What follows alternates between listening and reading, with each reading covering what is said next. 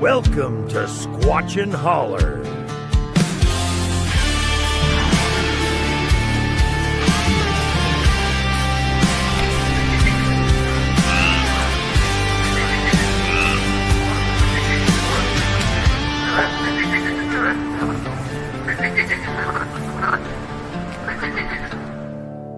In the mist where the trees lean low, Squatchin' Holler's got a tale to show. Whispers creep like a creature's faint howl. Every shadow's got a secret to growl. Monsters rise where the stories are told. Squatchin' Holler where the legends are born. Are they here? Are they gone?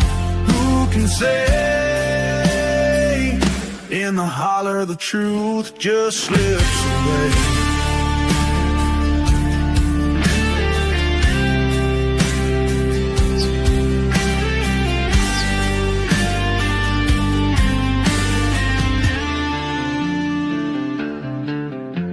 Huge footprints fade where the creek runs thin. A lantern sways, let the search begin.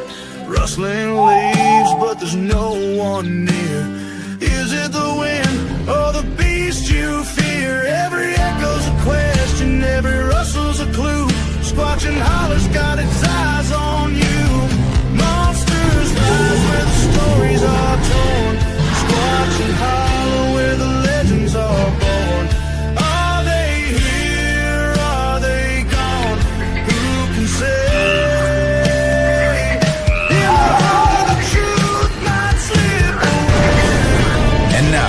Your Squatchin' Holler hosts Roger Williams, Amanda Stowers, and Ashley Range.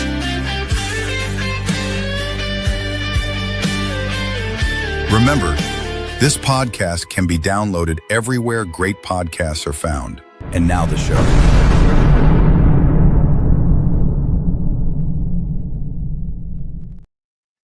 Hello, everybody. Amanda, how you doing? I'm good, Roger. How are you this evening? Good. I saw your picture you put up after 6 years, your profile picture. That was yeah. I was like, you know what? It's time for a change. Time for something different. Good. Welcome in everybody. The chat. Everybody knows chat is already blowing up on us. That's awesome. It is. Of course, Coonbo brings the people to the yard, though. I mean, there's still a lot of people, that search his name, and if y'all remember. We had Coonbo and Greg on as our first episode here on the new show, and it just keeps growing and growing. And I got a funny story. I didn't know Coonbo. Greg introduced me to him, and he's been a great resource and a good friend, and Sandy, and it's just they're just great people. And so my son's stepdad. Coonbo's probably about an hour and 20 minutes from here. And I was on the phone and with my son and his stepdad. It was on speakerphone. He was in the background. I'll make it short if I can. But I said, hey, where are you from originally? And he told me. I'm like, you don't know where, and I named this road wrong. I named it, and I said road. He said, no, but I know where so-and-so lane is. I'm like, how do you know where that's at? He grew up with Coonbo and his brothers, went to church with him, hunted with him, and absolutely knew who he was. And we were freaking out. I called Greg, and Greg was freaking out. And he still every now and brings it up. He bring it up, and can you believe that? I'm like, no. It's a small world, hey? Right? Small, very small world. So we'll get into it, y'all. I called Coonbo and asked him, like, hey, I know you have a lot of stuff you haven't talked about in a while, but do you have like a top 10 that you could do? And it was hard to whittle it down. So we did he come up with a list of 5 top scariest and 5 top best. And one of them has a little humor in it. I'm sure it wasn't funny for the lady that was involved, but we're just going to bring him in and let him get started. Y'all welcome Coonbo back to the show, and check that hat out he's got on. Well, fine looking hat you got there, sir. Thank you. Welcome. Hi, how's everybody? Y'all been doing good? The dog's been. Yeah, we're doing. Yeah, we're doing pretty good. Yeah. Hey, Pyro. I want to shout out to Pyro and my buddy Wendell and old Gary Spikes. And let me think, who else have I seen in there? There's Chad. I don't know if you've met Chad yet. You probably have at McMinnville. And Yeah. Pyro and Coonbo hit it off immediately. I mean, Yeah. it's like they took off and left all of us. I'm like, where'd they go? Pyro, where'd he go? Yeah. There he is. Do I say Charles Carroll? Yeah. Right here. What are we eating tonight? I just finished a zinger, Pyro. Yeah, you did. Gotta get my blood sugar up where it's supposed to be. There's Jim Godwin. I think you know him. Jim Godwin. Hey, Jim. Yep. We already got questions popping off for you. So how do we want to get this started? You want to start out with maybe the scariest, and then we'll move on to the best, and we'll just turn it over to you. And I'm sort of going to do I'm going to start off with the scariest, and I'm going to sort of do these in chronological order. Okay. And this first one happened back in 1978, and I had just got out of college, and I'd gotten out of college a few months earlier. And hey, Randy Brooks. Also, I'll answer the question about the Artemis later on. But anyway, I hadn't been living out here too terribly long after getting back from going to Auburn, and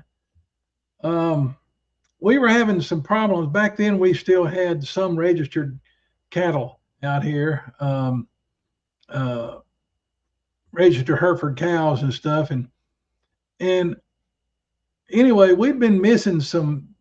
Occasionally, we'd have a cow come up missing, or we were more often having heifers, young heifers and young steers, come up missing, and skinny pet like that. But hey, Aunt Verby, how you doing? But anyway, so I had been going over to the back of the farm at night, and back then I had a big old Doberman Pinscher, and his name was Lavelle. That was there's a story behind that name, but anyway, he was a big old Dobie, and he was, you take one look at him, and you didn't want to mess with him, and he was just solid muscle, and he was big, and so they were mostly disappearing off the northwest part of the farm, and there is a gate back there that comes off the neighbor's property, but it's a gate that at that time we had the neighbor's property leased, and so we used the gate to go back and forth, planting crops and cutting hay, just whatever we had going on back there. But there was an old road bed that came on to the far side of the property, of the neighbor's property, and we figured that somebody was coming in on that old road bed and coming up to our fence and then getting over there and roping a calf or something like that and dragging it off over onto a truck and taking off with it. So there was a stump near the gate that went on that property, and it had a bunch of weeds growing up around it. And so I'd go over there and sit on that old stump at night, and I'd sit back there till at least midnight. So a lot of times I'd sit back there till 1, 2 o'clock in the morning. And I was hearing boogers hollering, back to the east of me a ways, and sometimes it'd be a little bit closer, but I didn't pay any attention to it because I've heard it my whole life. When I was 2 years old, I was laying in bed listening to the boogers holler. And anyway, so this one particular night, the moon was it was about a half moon, something like that, and it was real bright, real clear and bright, and the night was real still, and hadn't seen or heard anything. And so about 1:30 or so, 1:30, decided it was time to go home. And it was so bright that night, I didn't even have a flashlight with me. So Lavelle and I came out of our little hidey hole, and we walked across this one field, and we got on what's called the Bee Ridge, which up until just not too long before that, we used to have a bunch of beehives back there. That's why we call it the Bee Ridge. It's real flat up on top.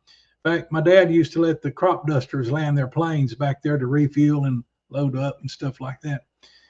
So we're walking along the edge of the Bee Ridge, right along the north tree line. And man, I start getting this creepy feeling. And I had an old number 4 Mark I Lee Enfield rifle with me. And my grandfather had sort of sporterized. It was an old World War II surplus rifle, shot the 303 British. And I killed my first 7 deer with that rifle, and I had it loaded up. You know, it had a 10-round magazine, and I had the 10 rounds in it plus 1 in the chamber. And since I was hunting people, not deer, and had it loaded up with some pretty hot hand loads.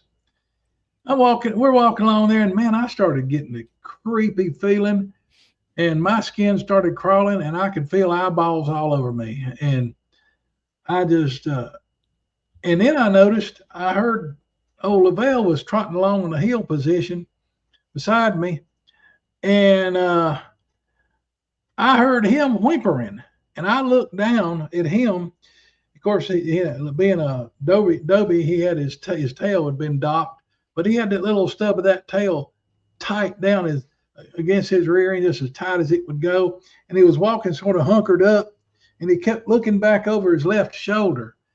And he was whining every once in a while. And I mean, he looked like he's acting like somebody kicked him or something. And anyway, I'm still walking along there, and man, it just kept getting worse and worse.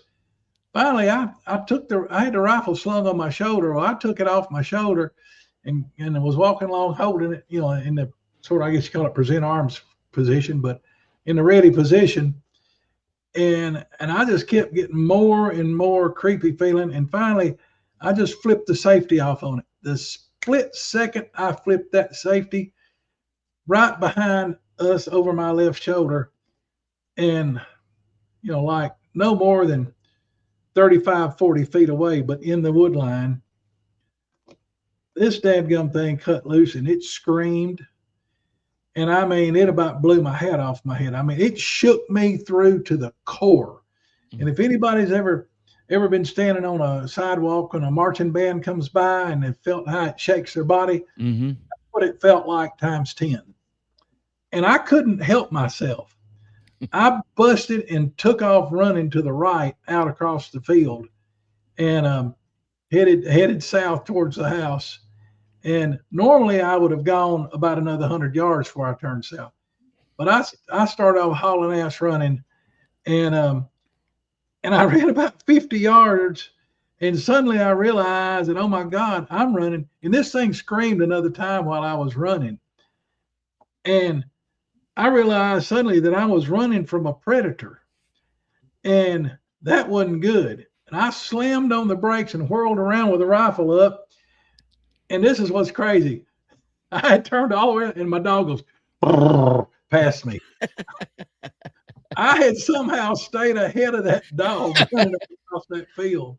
And that dog was fast. But let me tell you, you get an old fat boy with the right motivation, we can cover some ground. But anyway, but I was young and, you know, in good shape back then. And I was about 22 years old, 22, 23 years old. But anyway, so that son of a gun, when I whirled around with the rifle up, it sure enough started screaming then. And I couldn't see it directly, but I could tell where it was because there was a bunch of saplings in the wood line there. And I could see the tops of the saplings, you know, bumping and moving. And then it stopped. And it like grabbed 2 or 3 pretty good sized ones, one in each hand or a couple in each hand. you know, and it's shaking them back and forth like it. And I can see the tops of those trees like that. I'm like, holy crap! I got chili bumps all over me just telling this. And, me too, because I've got something to add to it when you get finished. yeah. And then anyway, I started backing across the field, and I couldn't take my eyes off of it. Every once in a while I'd get a little glimpse of it, and but I never saw anything distinct. But the thing, you know, it kept screaming about every, you know, maybe 10 seconds or so. It would scream at me again, and it would just shake me to the core. And I got to looking around, where's my dog? Where's my dog? And nowhere to be seen. And he done left you with it. Yeah, I was afraid to cut over into the lane, because the way I normally would come and go, because it's got trees on either side of it, and it's real dark in there. So no, heck, I want to stay out in the open. So I went down and I went through the area where the old hog pen used to be, and man, it's nasty and swampy. And I was, you know, wading through that nasty black mud, and anyway, I made it up to the house. When I got up to the house, old Lavelle was sitting there. He was jumping at the back door, you know, wanting in. And I got up there and I got my key out, and my hands were shaking so bad I had to hold on to the key with both hands to get it in the doorknob. And I finally got in there, and I locked that door, and we went right to bed. Now, the next night, that first incident happened on a Thursday night. The next day was Friday, so I had a hot date that night, and so we went out, and I got home about 1:30, came rolling in, and at this point I wasn't even thinking about boogers, and so I go in the house, and I'm, you know, getting ready for bed, and I came out of when you came out of the bathroom, you could go two ways. You could go out through the kitchen and the living room, or you could go out through the back bedroom and then go through another door into the master bedroom, you know, my bedroom. And I came out through the back bedroom, and when I walked out, the door was open looking into my bedroom, and Lavelle was standing there at the foot of the bed looking south. And I had never seen him do this before. Every hair on his back was standing up. He had every hackle he had was standing up, and he had that stiff-legged. His front legs were stiff, and he had his head down, and he was growling. And I'd never heard that dog growl before, but he was growling seriously, and he was looking at the front windows, looking to the south. Now, this place I'm talking about is like 75 feet from where I'm sitting. And anyway, he was looking out the front windows, which faced south. And then I saw there was a shadow on the window. Well, I saw that, then all of a sudden that shadow moved, and it disappears going to the west around the corner of the house. And the dog is turning, following it. And then we had there's big windows that the tops of them are, you know, about 10 foot off the ground on the west side of the house. And this thing passed the windows in my bedroom and, you know, covered them up there. And they're big double windows. He passed it and covered, you know, and it covered them up all the way to the top, and or almost all the way to the top. And then he passed the ones there in the back bedroom, and there's a bunch of big windows on the back of the house. And I was so scared that I couldn't even look out the window. And finally, I got enough. The smallest window in the house is the bathroom window, and I finally got enough courage that I eased into the bathroom. We had Venetian blinds in there. There are Venetian blinds in there. And I eased up and I peeked out in the backyard. We got a yard light out there, even back then. In fact, it's still there right now. That shines out across the backyard, and I saw nothing.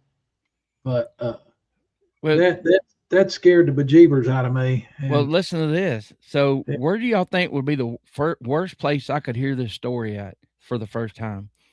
We're standing out in the field after midnight Yeah. at his place, and the moon was like we could see for 100 yards or better, Yeah.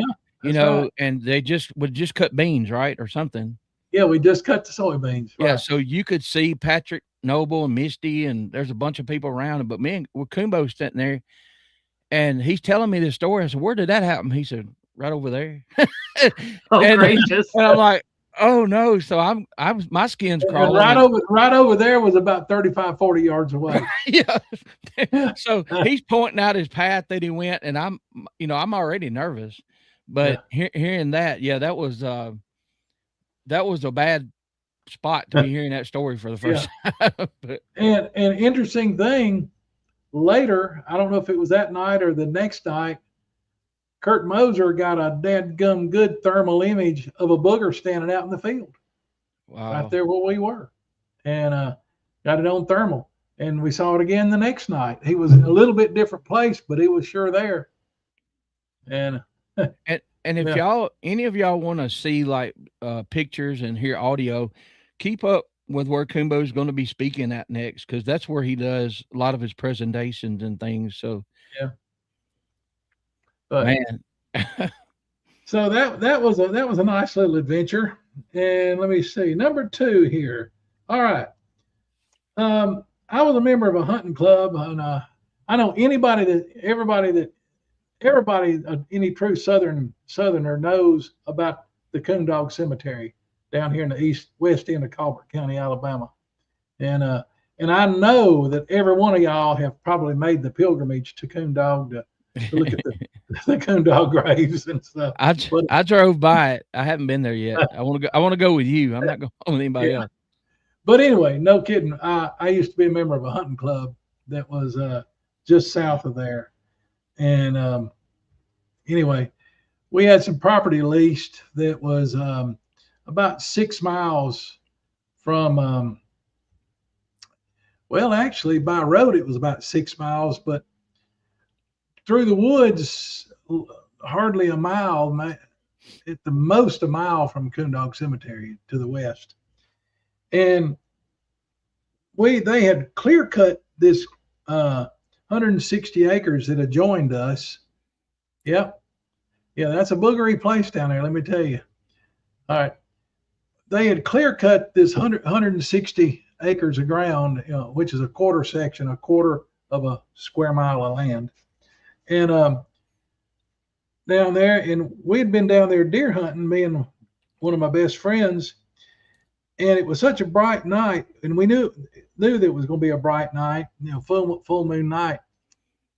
And this 160 acres had been clear, like I said, clear cut, and they scraped it down to the bare ground, and they pushed the treetops up into big windrows out through there. And we knew, the coyotes love to den up in those windrows and stuff. So we thought, man, it's full moon. It's be a perfect night to do some coyote shooting. And so we carried our rifles and stuff with us, and our varmint calls and things. And we when it got dark, we drove over there, and of course, number 1 rule, I turned the truck around and I got it pointed the safe way out, because this place is literally one way in, one way out. I got the truck pointed out, and so we were on a quarter section road, which split. It separated the 160 acres that had just been logged from the 160 acres to the north of us, and the stuff to the north of us had been logged off about 7-8 years previously, or 6 to 8 years previously, and it was grown up over head high, probably 7 to 8 feet tall, in pine seedlings and sawbriars as thick as your thumb, and weeds and brush and stuff. This is people that haven't experienced Alabama and Mississippi, Georgia cutover can't really imagine what it's like. you cannot force your way through there without leaving your skin behind.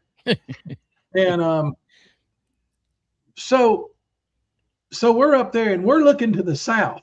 We got our back to this grown-up cutover area with all this, briars and everything behind us. So we sat there and we waited just a little bit, let things calm down and all, and for about 2 or 3 minutes. And then I don't remember which one of us did it, and neither was my friend. We can't remember who blew the call first. But one of us got down on the dying rabbit call, and I mean loud. And just about as soon as we started blowing the call, and the other one got ready to shoot, and we had a spotlight and everything out there in case we needed it. But it was bright enough with a decent scope, you didn't have to have a spotlight. Anyway, so we, hi, Eric. So like I said, one of us started calling. Within 5 or 10 seconds, behind us to the north, out in that cutover, there was this god-awful scream. We call it the T-Rex scream. It's sort of an alarm scream. And it's, oh, it's like that. I mean, bad scream. And it's coming from probably about 600 yards behind us.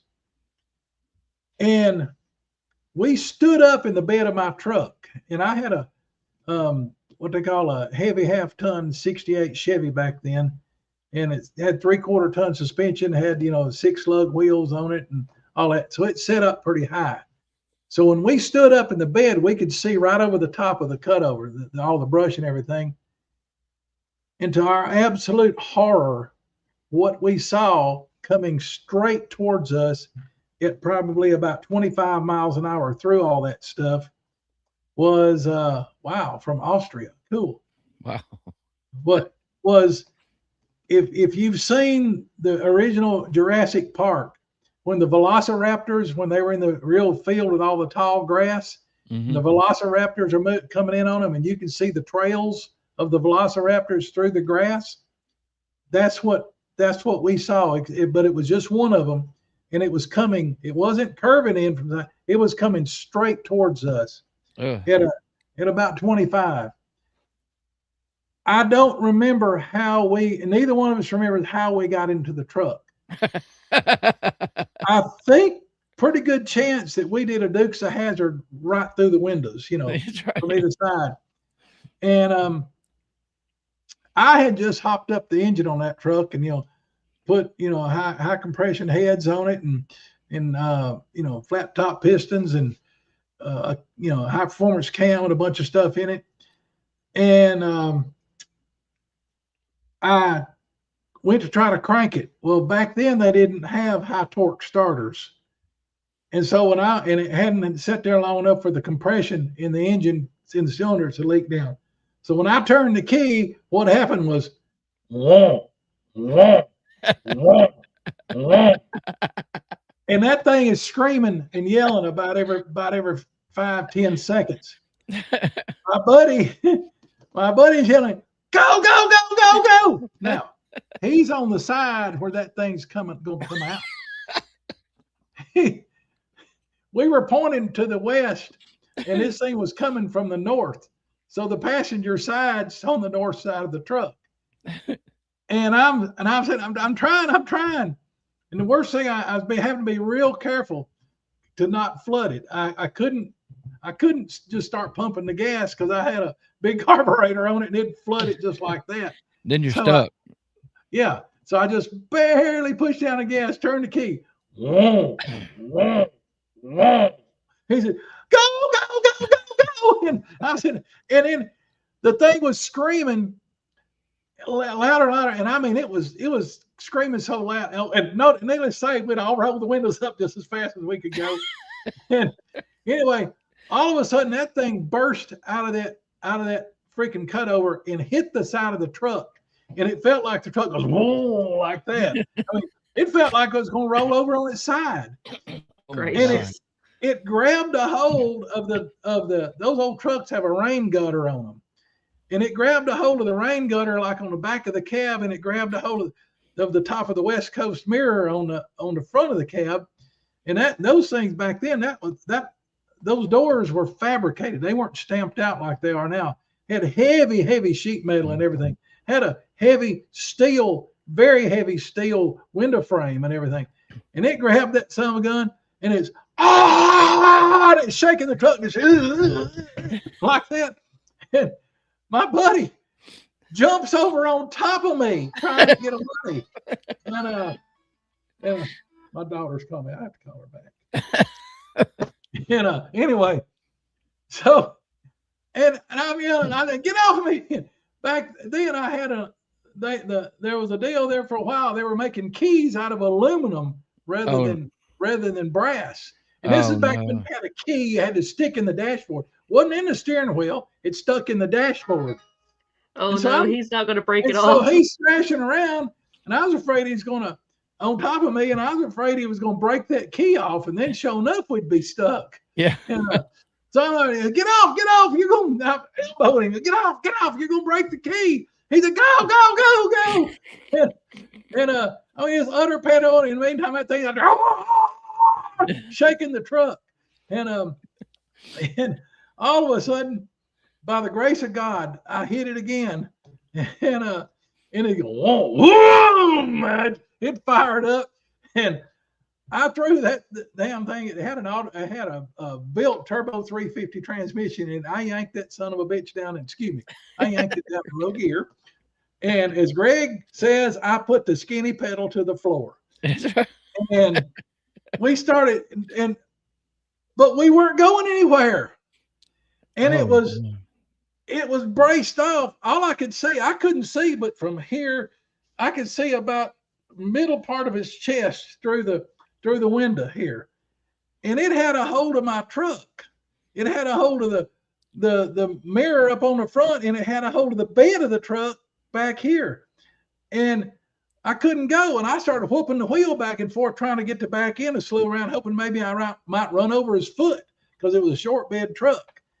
And I had big old monster mutters on it, and or buckshot mutters, one, I don't remember which one, but I couldn't go, and my buddy screaming, go. I said, I'm trying. And the thing is, he quit screaming then because he was concentrating on holding us. And I said, all right, and so I had it nearly to the floor, and I threw that son of a gun up in reverse, and that truck jerks back. And now this is a 2-wheel drive truck, unfortunately. And but anyway, I had a 410 positive traction rear end in it. If any of you gearheads know what that is, it's best traction you can get out of 2 wheels. Right. But anyway, the truck jerked back, and I'm looking in the mirror, and I see the booger sort of loses balance, and I whooped it to the side a little bit, and I threw the thing back in low real fast, and the thing lurched forward. Well, we got a little bit of momentum. Well, he couldn't hold us back. He tried to, and he bent the window frame just out away from the truck, and tore the West Coast mirror off the truck, top and bottom. And on the bottom, there was a big backer plate underneath there. And I mean, he bowed the door all out. I mean, he basically ruined the door. And I was whooping the wheel back and forth, and we managed to start getting a little bit of momentum. And I started, like I said, I kept jerking the wheel back and forth, I was trying to run over one of his feet. Hush, Sniffy. And anyway, we started gaining some speed. Well, I looked back, I thought I'd left him, but no. When I looked back over my shoulder, he still had a hold of the side of the bed of the truck and was running just behind the passenger door, running beside us. And so I just kept it. Actually, I threw it up in second gear, and I threw it all the way up in drive, and I just kept it to the floor. And anyway, we started building up speed, and we got up to about 45, 50, and the son of a gun turned loose of the bed of the truck, and he actually ran and got up even about with the right front wheel. and I jerked real hard. I tried to hit him and knock him over into the brush. And I don't know if I hit him or not. I don't think I did. I think he figured it out and dodged, but I tried to knock his ass off the road. And anyway, and then the bad part about it was, about that time we were going over a big hill, and we went, whoa! I mean, we Dukes hazard off that thing, and anybody's driven many logging roads, and that thing just been logged off, that summer, and they'll doze down the road and they'll make these turnouts to direct the water off in the ditches. So there were all these berms in the road, and I'm hitting that thing. And praise the Lord, I had good shocks on there and good tires.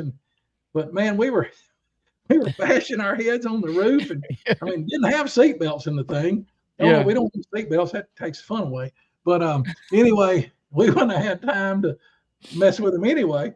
So we get down to the bottom and we got to cross what's called Rock House Creek. Well, it's full of these dadgum boulders. The little rocks in it are that big. And I'm thinking, oh God, I got to find a hole through there without busting my oil pan open or something, or tearing the front end out front of this thing. And so I remembered that it seemed like a little bit to the left, might have been the best.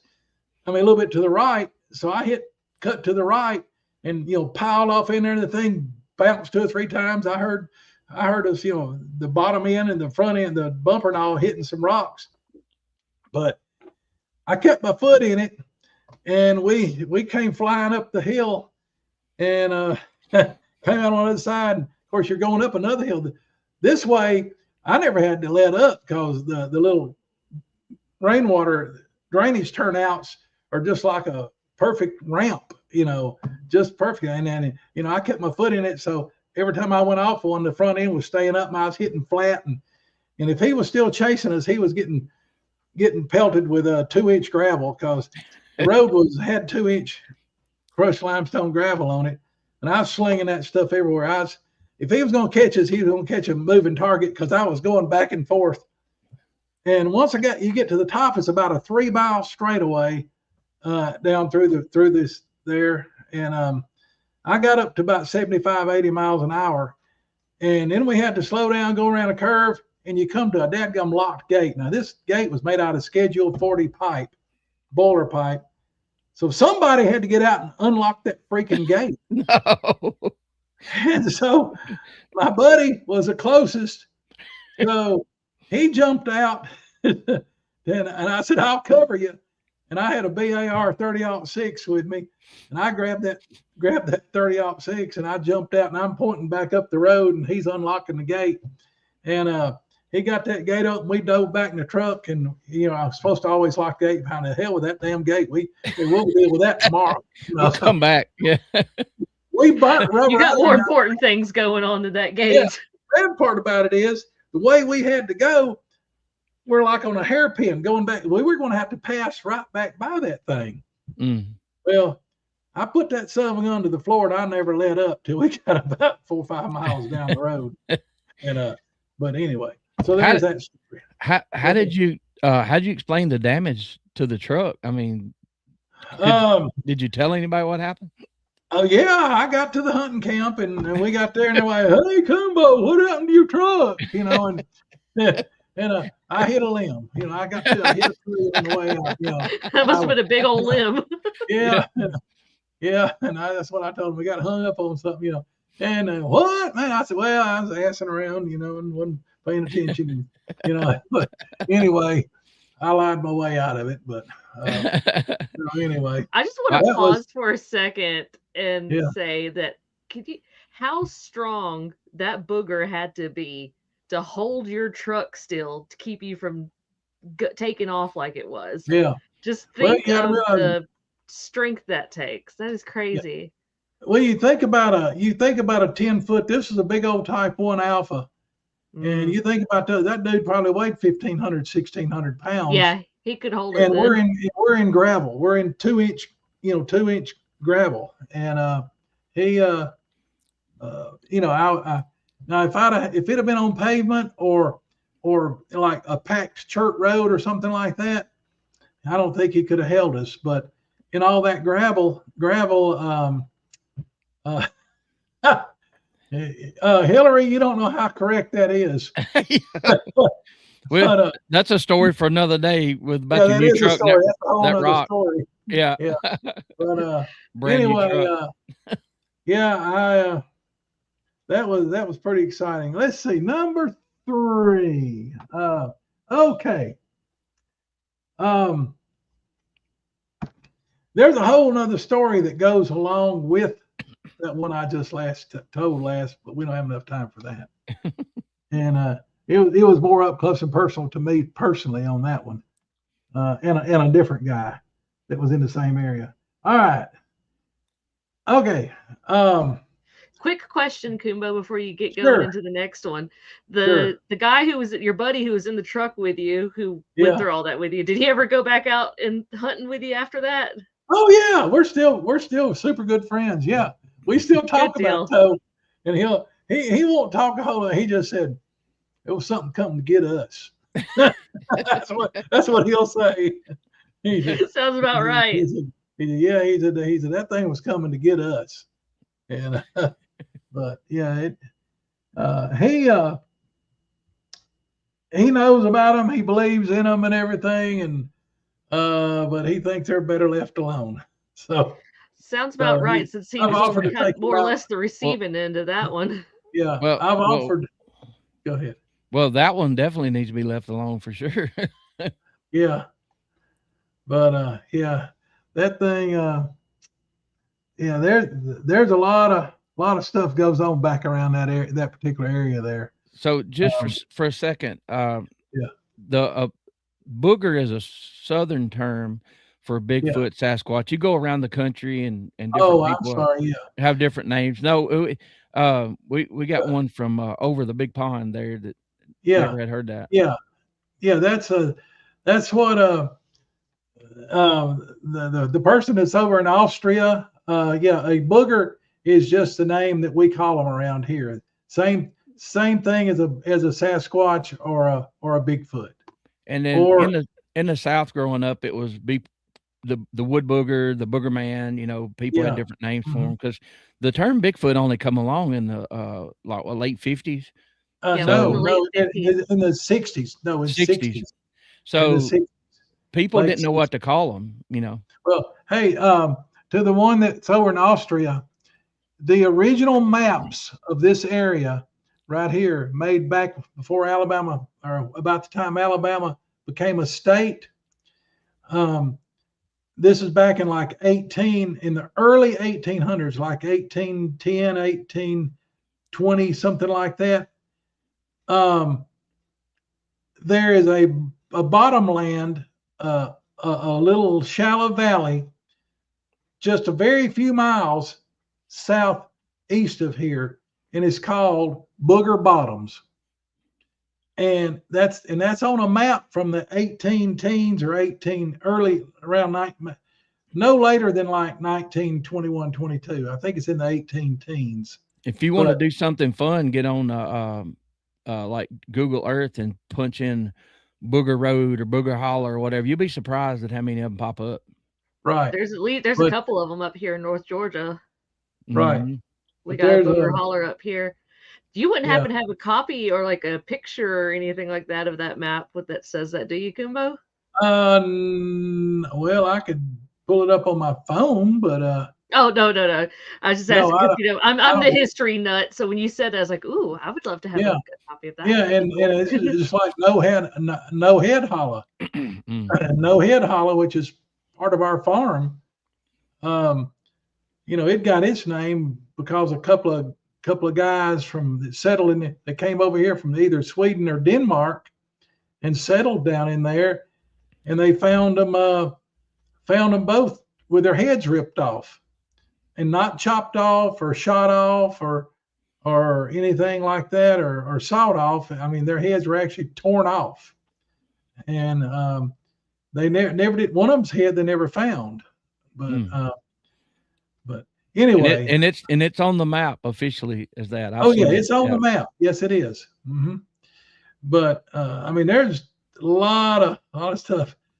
And what's funny, and Roger, I don't know if we took you over there or not. There's a place over Mississippi called Roaring Holler, and it's because of the boogers in there. And there was a Roaring Holler church, and they were having too big and loud of a what do you call those things when everybody gets together when they call in a preacher from outside? A revival. Revival. They're having too big and loud of a revival and upset the local boogers, and the boogers decided to come to church, and for real. What was the name of it again? I'm writing it down. And they were screaming and yelling, and they abandoned the church. And I mean, it was a nice church, and they abandoned. There were cars that sat out there for months, and I offered to go up there and retrieve cars for people, and in fact, several of us did. We went and got cars for people that were scared to go back up there and get their cars. Now, I'm talking about nice cars, Buicks, Caddies, stuff like that. Those big Oldsmobiles and Mercury. They wouldn't. I mean, you talking about scaring somebody when they're one of their biggest investments. They don't even care. It's like that gate. Right. Heck with the gate. We'll come back and deal with it later. But they wouldn't even come back and get their cars. Right. They abandoned their car. There was some cars sat out there for several months. They wouldn't trust any of us to go get them, but it took a long time before they could get somebody in their family to go with them to fetch the thing, somebody they trusted. But anyway, story number 3. All right. I lived back in the late 90s. I lived over in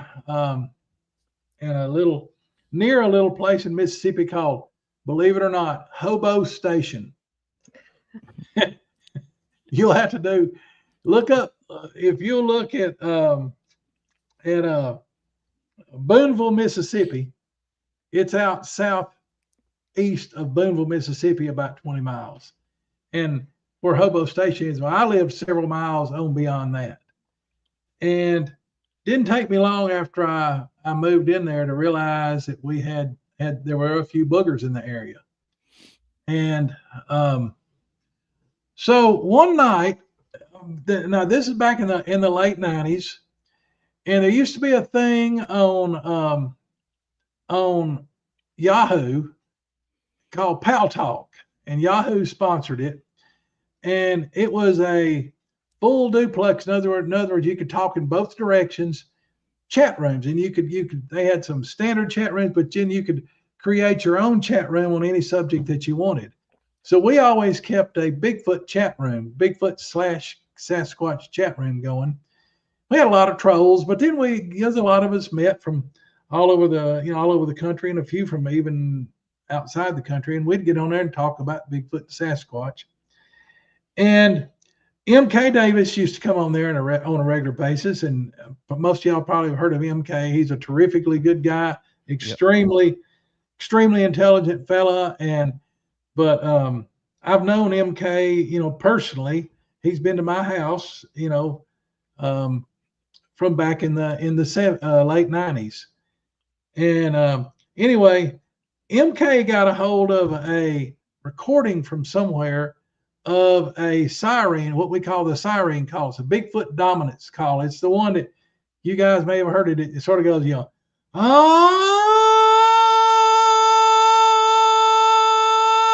and it keeps going like that for it can go for like 40 seconds, 45 seconds like that.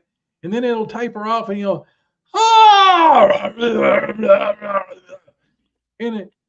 and it's a dominance call to let any other Bigfoot in the area know that, hey, I'm the baddest son of a gun around here. And if you don't believe me, come over here and I'll whoop your butt, and and MK developed all the image stabilization that was used on the patty film, and he did that himself. And all these other people that use it or that are doing that on other things, that MK pioneered that on his own. Yeah, and our buddy Peck White can do that siren call, and he can hold it for 45, 50 seconds. Is that the guy that was in the field with us that night?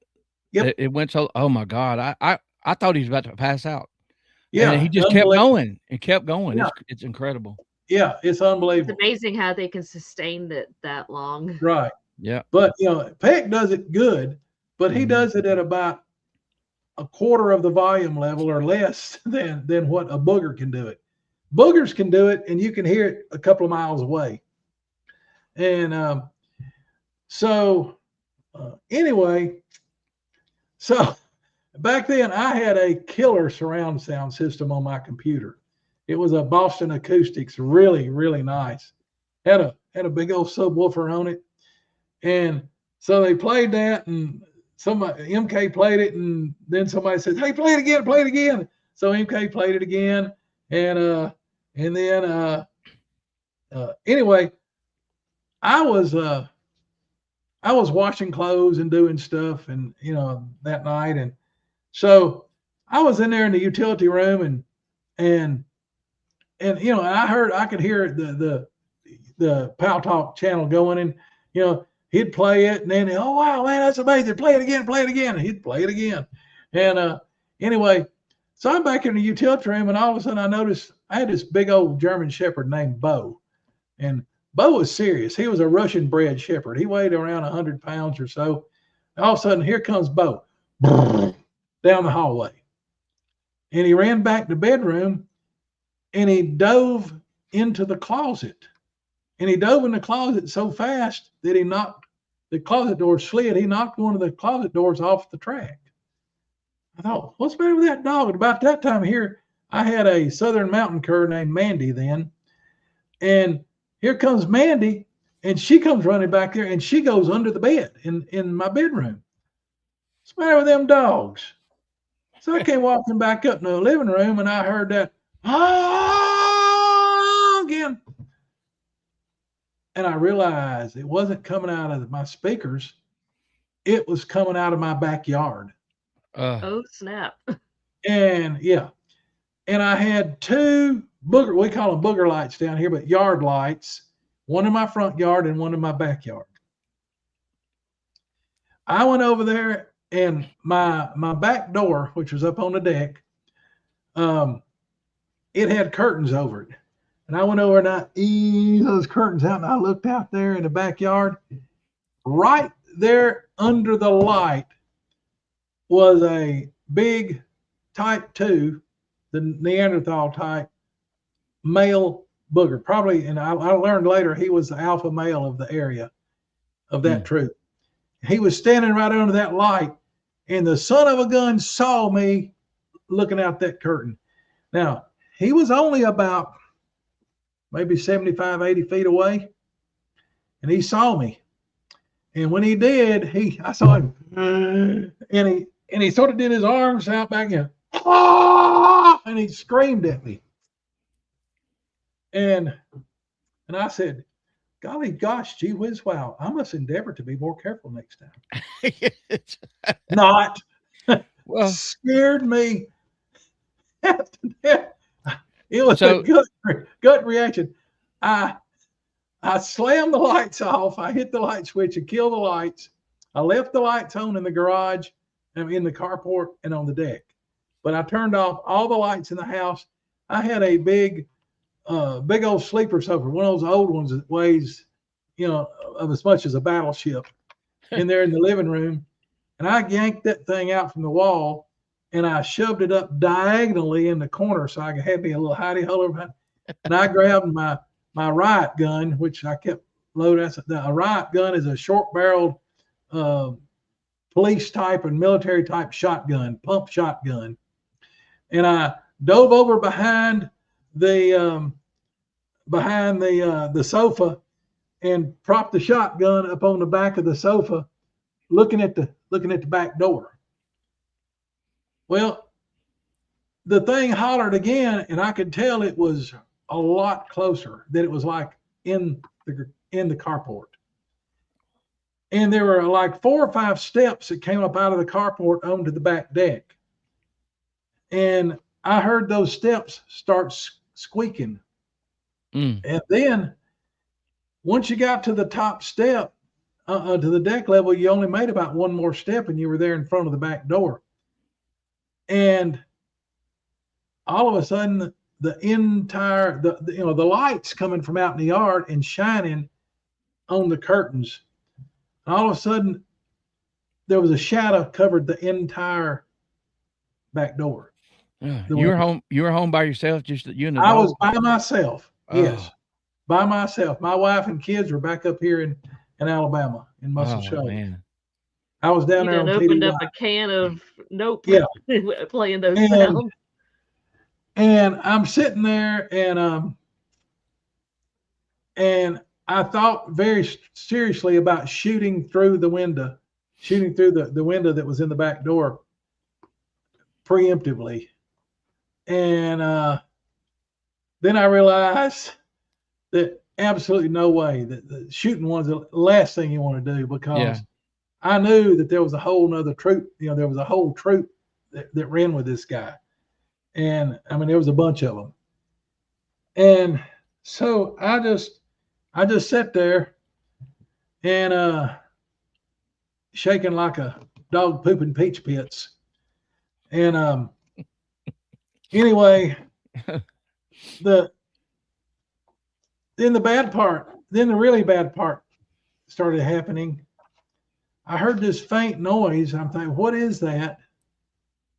And then I happened to see the doorknob on the back door. Oh, heck And no. the doorknob is slowly turning. I noticed that the deadbolt up above it was unlocked. Unlocked. And I'm thinking, oh, please, dear God, please let that door be, the other one be locked. You done give me the chilly bumps now. Oh my goodness. Back in the day, they used to make a lot of doorknobs that you pushed it in and turned it to lock it. Yeah. And that's what kind of door lock this was. And those things have about 30, 35 degrees of slop in them. And I sat there and I watched that thing slowly turning. And it started out when I noticed it going clockwise, and then it stopped. And then it slowly started turning back counterclockwise. It went about 30, 35 degrees, and then it stopped. And it sat there and it went back and forth like that, taking a minute or so in each direction. And I'm absolutely dying. And I knew the son of a gun, if he wanted to, he could have snatched the door right plumb out of the wall. Yeah. But he sat there and he just turned that knob back and forth 3 or 4 times very slowly. And then he started walking. Then he gave up and he walked up onto the deck further. And I had a nice table up there with a glass top, and that's where I sat and drank my coffee in the morning and stuff. And I had, some stuff, and I heard him messing around out there on that table. And I saw him as he was walking up that way. I saw his shadow covered the window in the west side of the living room there. And he messed around for a while, and then he came back. Now, the way I was able to see that thing turning with the lights off in the house, I didn't have any curtains in the windows on the front of the house. So there was a yard light out there, so there was light shining in through the front windows, and it was lighting up the inside of the wall there on the west side, on the back side of the house. And that's how I could see that doorknob turning. And it came back and it tried the doorknob a couple of more times. And then it stepped down. I heard it go down the stairs. And then it got quiet. No more noise whatsoever. And I was scared to get up and look out that window. So do you think that you were listening to that? MK was playing like a alpha male from somewhere else? Yeah. And it made it mad? Yeah. Wow. Exactly.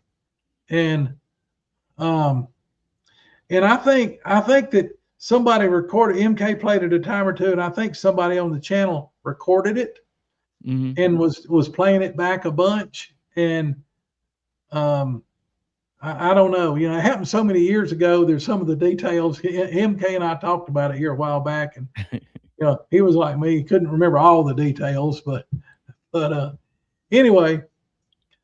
So, whoever said I was smart, I owe a lot of that to my grandmother and to wisdom passed on from my great grandmother and from my grandfathers and my dad.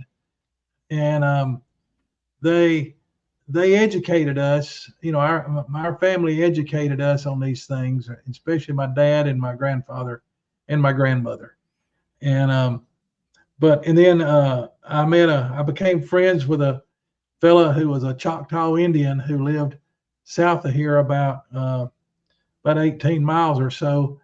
But he lives in the area. He lives on a creek that goes through this area that this major travel route between where he lived and where I live.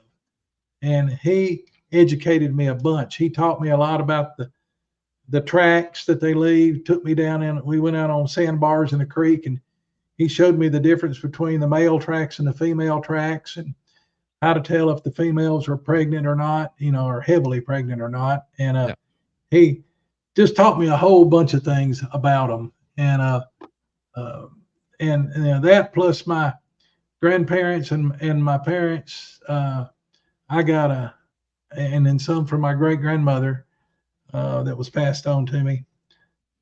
I got a really good education on Bigfoot back when, and that's what amazed me when I got into the internet world of Bigfoot. I couldn't believe how much bad information was out there even then, because you know, I grew up around them, and I grew up knowing a lot of things, you know, what not to do, and you know what to do to keep them happy, and you know, and where they'll leave you alone, and you know, try not to mess them, you know, get them mad at you.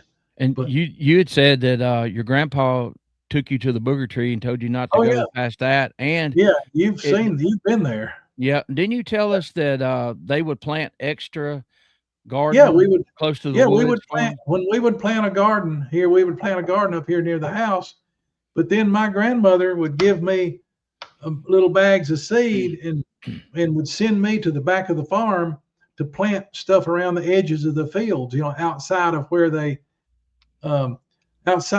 would run the cultivators and stuff.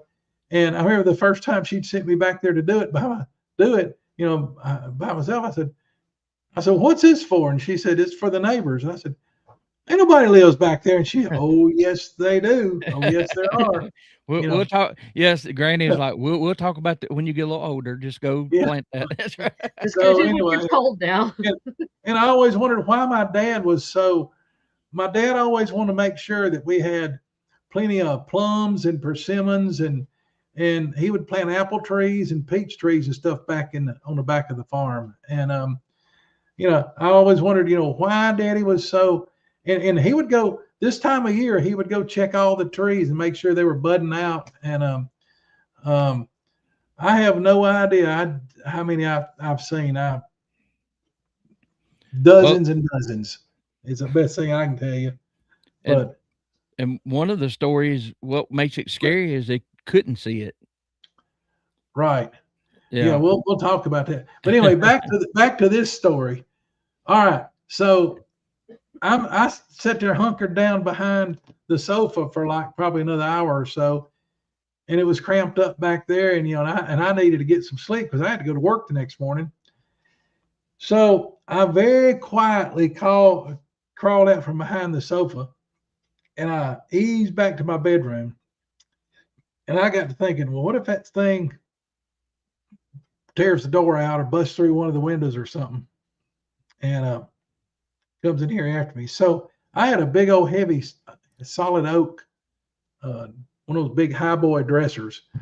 And I grabbed the thing, dragging it to the door, scooted it over there, and I slid it in front of the door. And so I tried to get Bo to come out of the closet, and he wouldn't do it. And I tried to get Andy to come out from under the bed, and she wouldn't do it. I mean, I tried to drag them out, and they, you know, no way, they wouldn't do it. So I laid down. I just kicked my shoes off, and I laid down on the bed.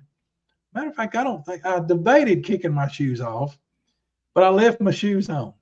I laid on the bed, and I laid that riot gun right beside me here on the right, and it had I had a loaded double-aught buckshot in the chamber. And so I go to bed, and I laid on top of the covers. I just lay down on my back. Now, the bed I had then I didn't have a headboard on it then. So I had the thing pushed up against the wall the head of the bed pushed up against the wall so that my pillow wouldn't fall off, you know.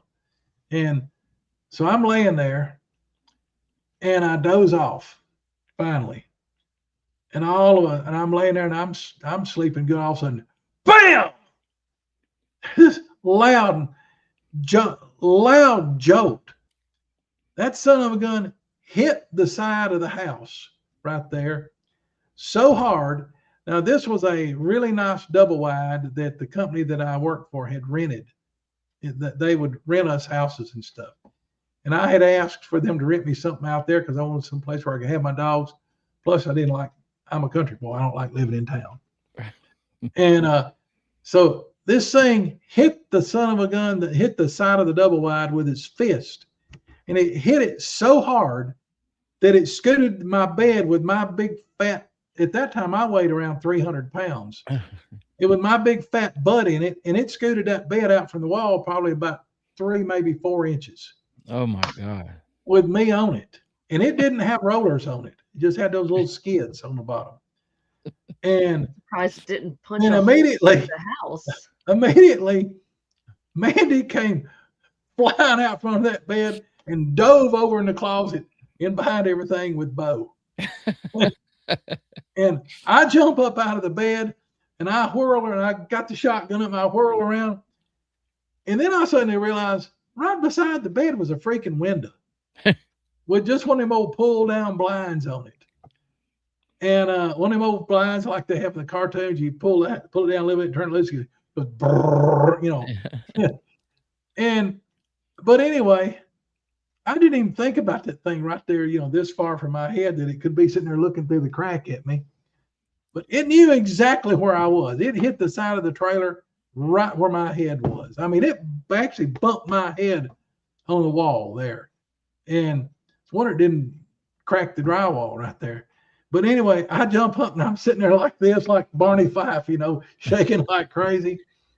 And the son of a gun, then it started. It put its fingernails on the siding, and it walked. That thing was 70 feet long. It walked the length of that thing, dragging its fingernails across that siding. And this was aluminum siding, so it was rough. So it was down there, walked the entire length. And you could see for another year, the whole rest of another year I lived in that thing, you could see the knuckle marks. You could see where it hit the side of the trailer, and you could see the fingernail marks where it drug its fingernails down through and where it scuffed the paint.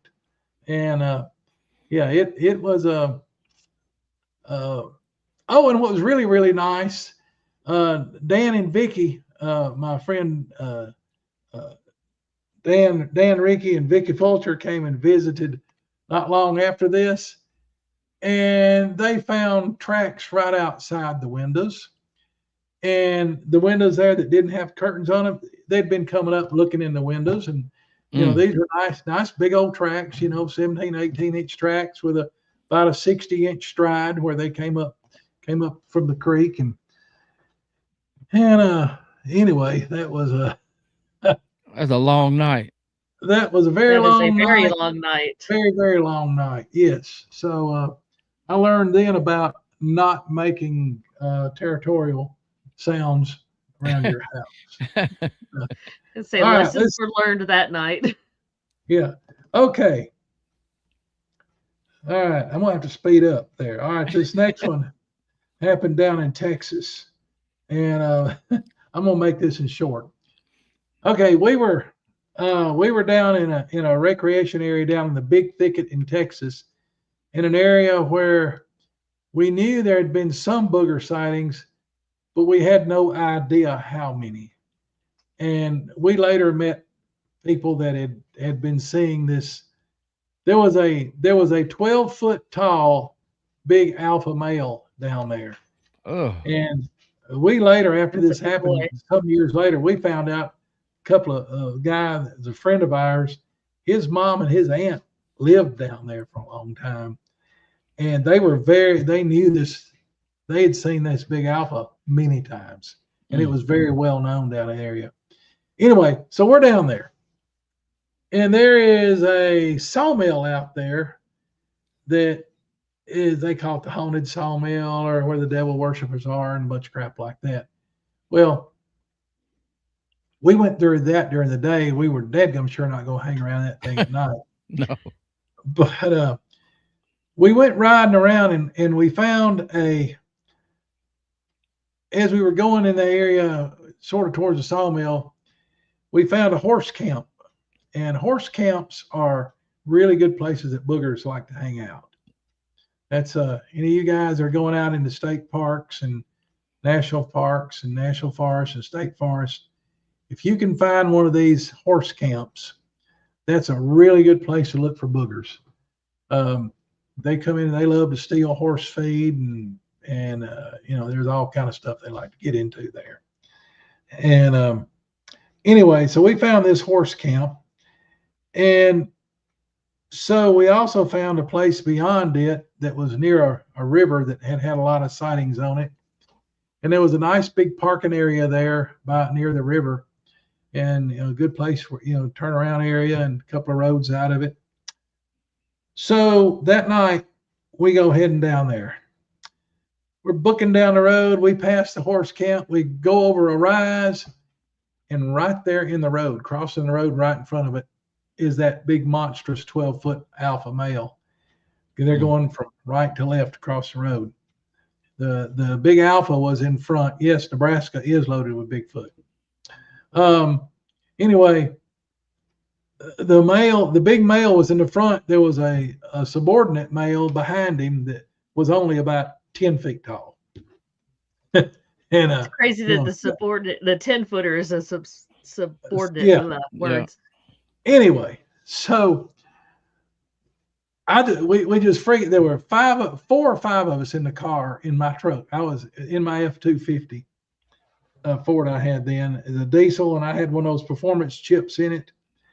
And we topped the thing. Now, behind us were 2 other vehicles full of folks, 2 vans full of people. And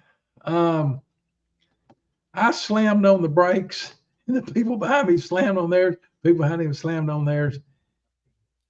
The 12-footer went on across the road.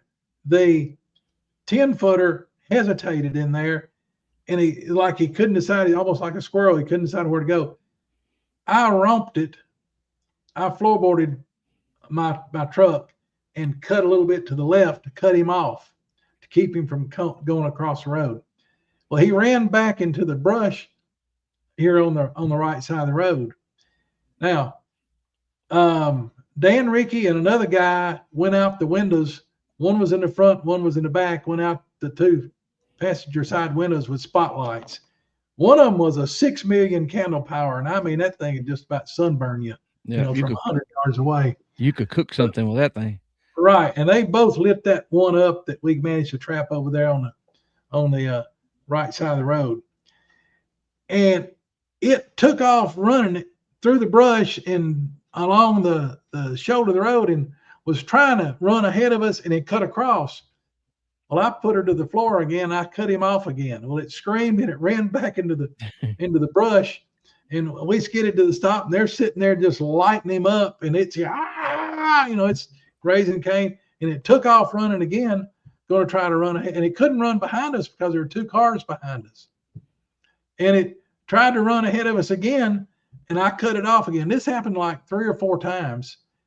Finally, we cut it off I think the 4th time, and it stopped. And when we stopped and they put the spotlights on again, it just screamed at us, and it turned around and went straight back into the woods, going away from the road. And by the way, man, they left some fantastic tracks. The big one and that one on the shoulders of the road down there then that we found that day. Sound like you had some good. Go ahead.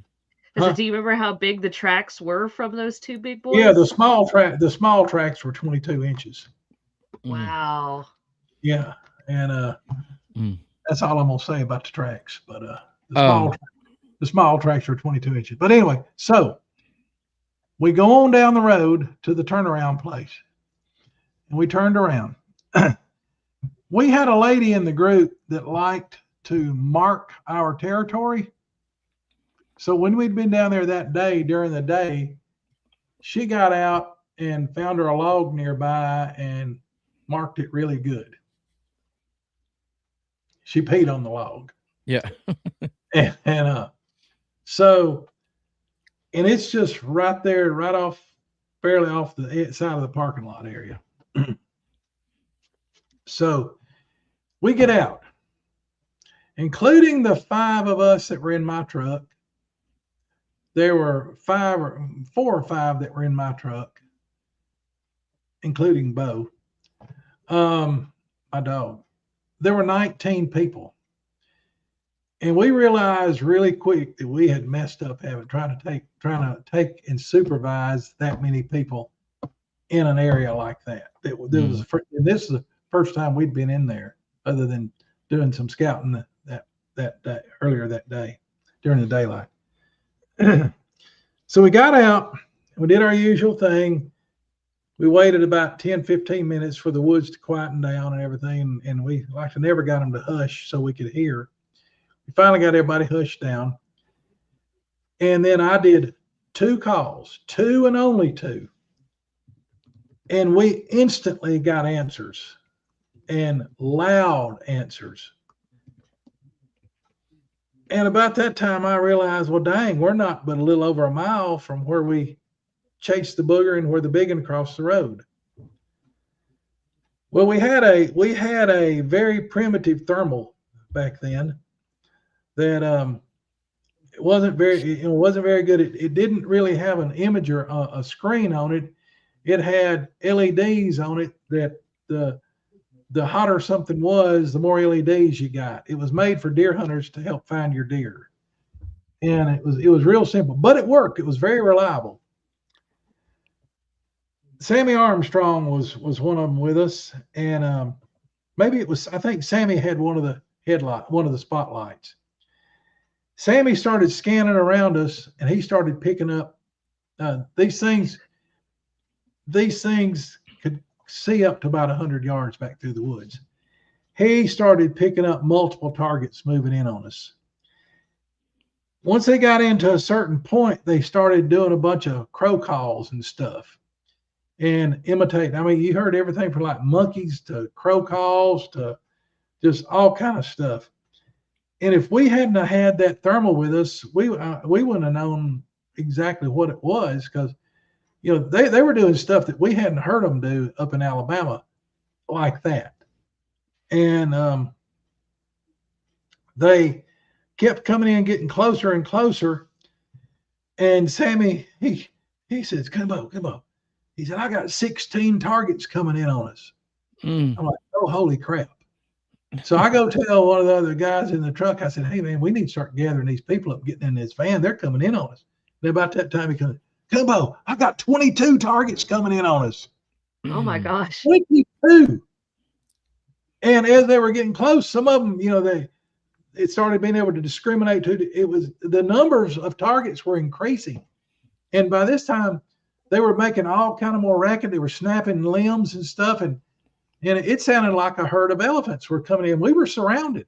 They were coming in from all directions. And they were getting louder and louder with their calls and stuff. And all these people, it was the first time we'd ever been out with us. They thought, oh my gosh, this is fantastic. Folks, we got to go. Get in your van. Go. About that time, several of them started busting out of the parking lot. Was surrounded with privet hedge. Privet hedge is this invasive species hedge bush that's taking over the world here in the United States, anywhere we got any kind of moisture. And it's a thick green hedge. Well, they started busting out of these hedges into the parking lot. Well, we'd say, these about half of those people, oh boy, Harry and the Hendersons, let's give them a hug. Oh, look. And when that happened, all of the monkey stuff and the crow calls and the chicken rooster calling and everything, it changed just instantaneously into a predatory calls. And the attitude of them changed. They were coming in there. They were going to get some people. And those of us that knew anything, we start grabbing people and throwing them. I threw a lady in one of those vans and I slammed the damn door on her foot. And I thought I'd broken her ankle. I said, get in the van. And they started screaming and doing all kind of,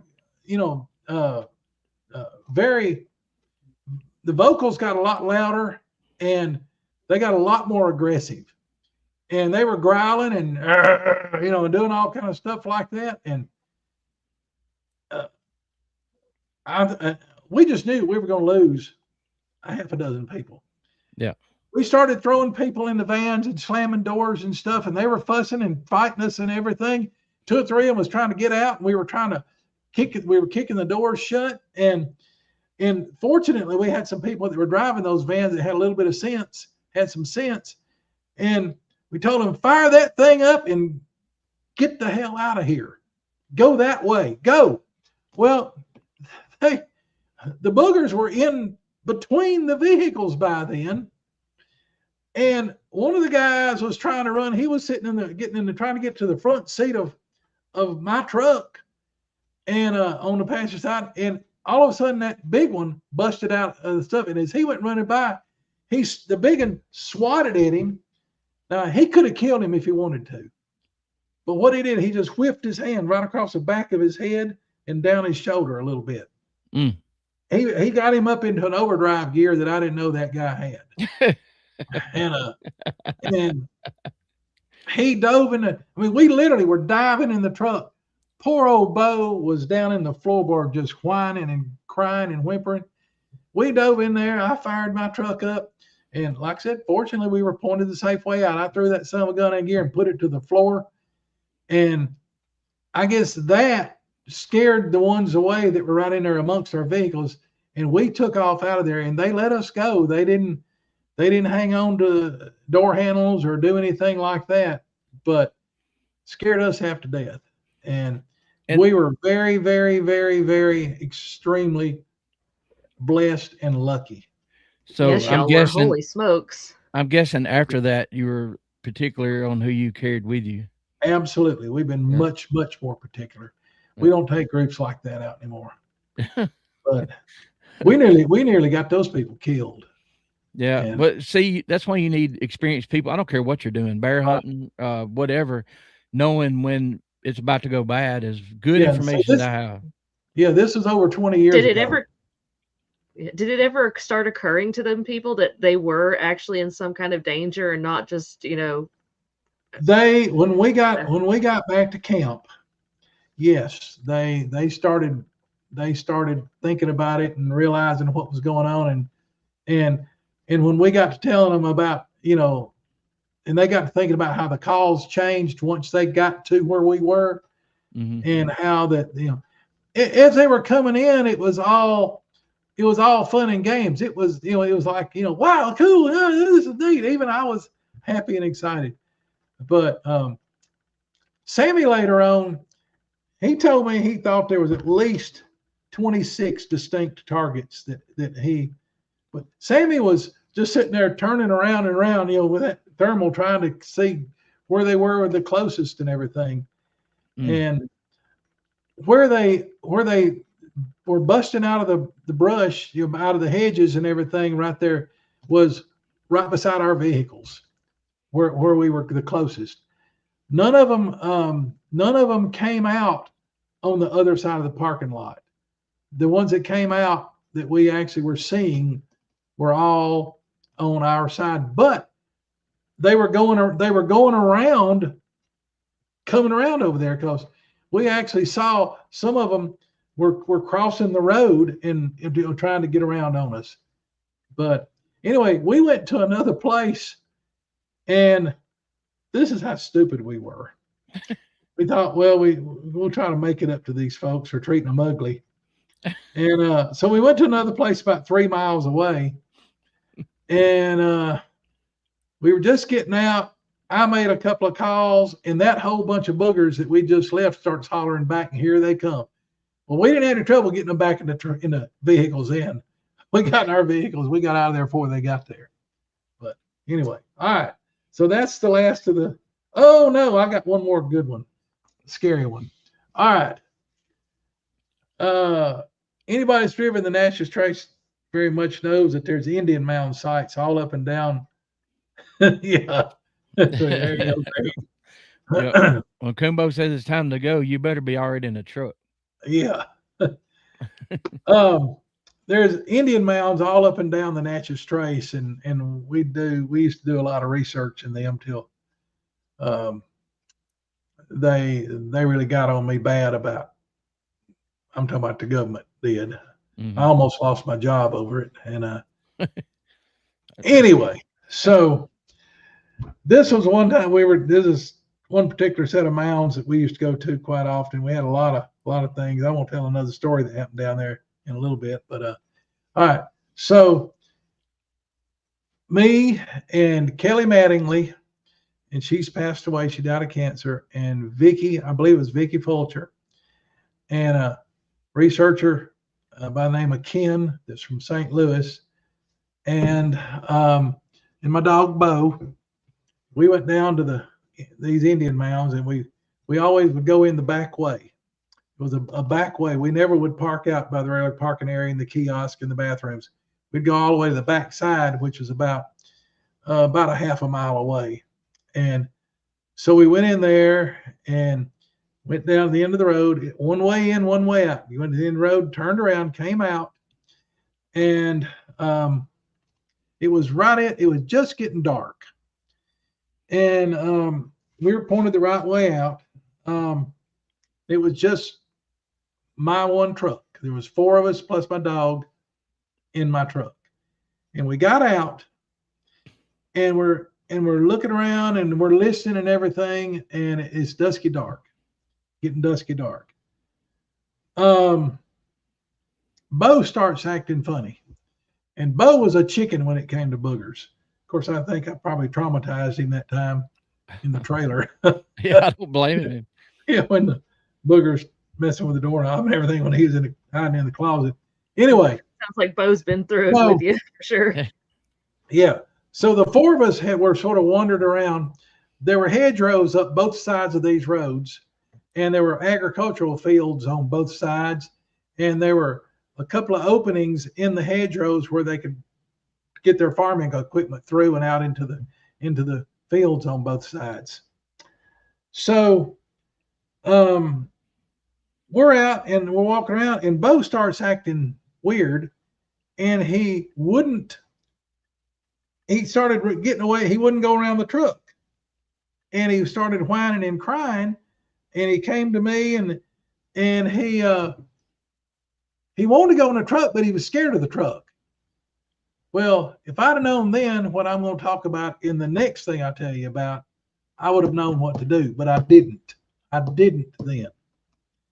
And so I tried to take Bo by the collar and lead him to the truck, and I was going to let him get in the back seat of the truck.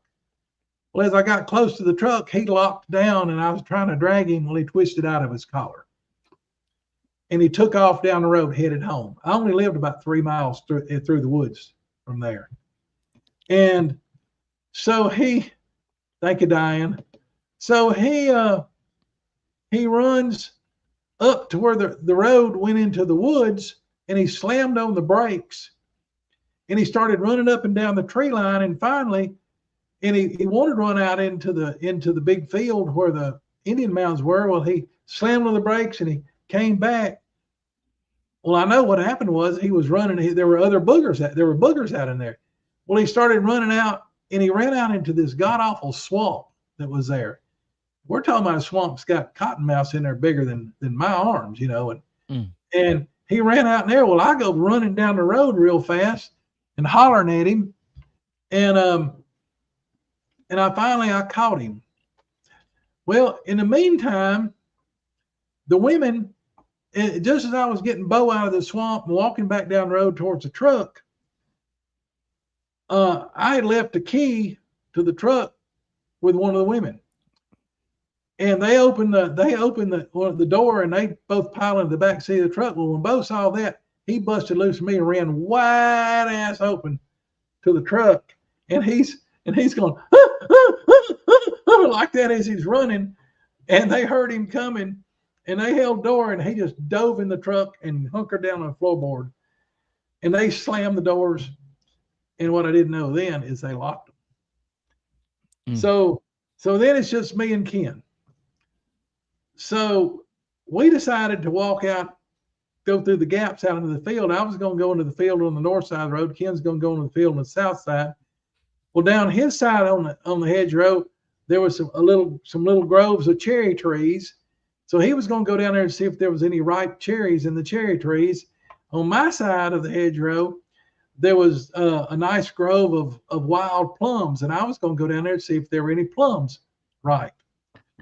So by this time it's dark, but there was enough of a moon that we could still see. So I go walking down through there, and I go down there to the plum thicket, and the plums are all still green. So I'm turning around, I'm fixing to head back up to the truck. Well, I needed to use the restroom.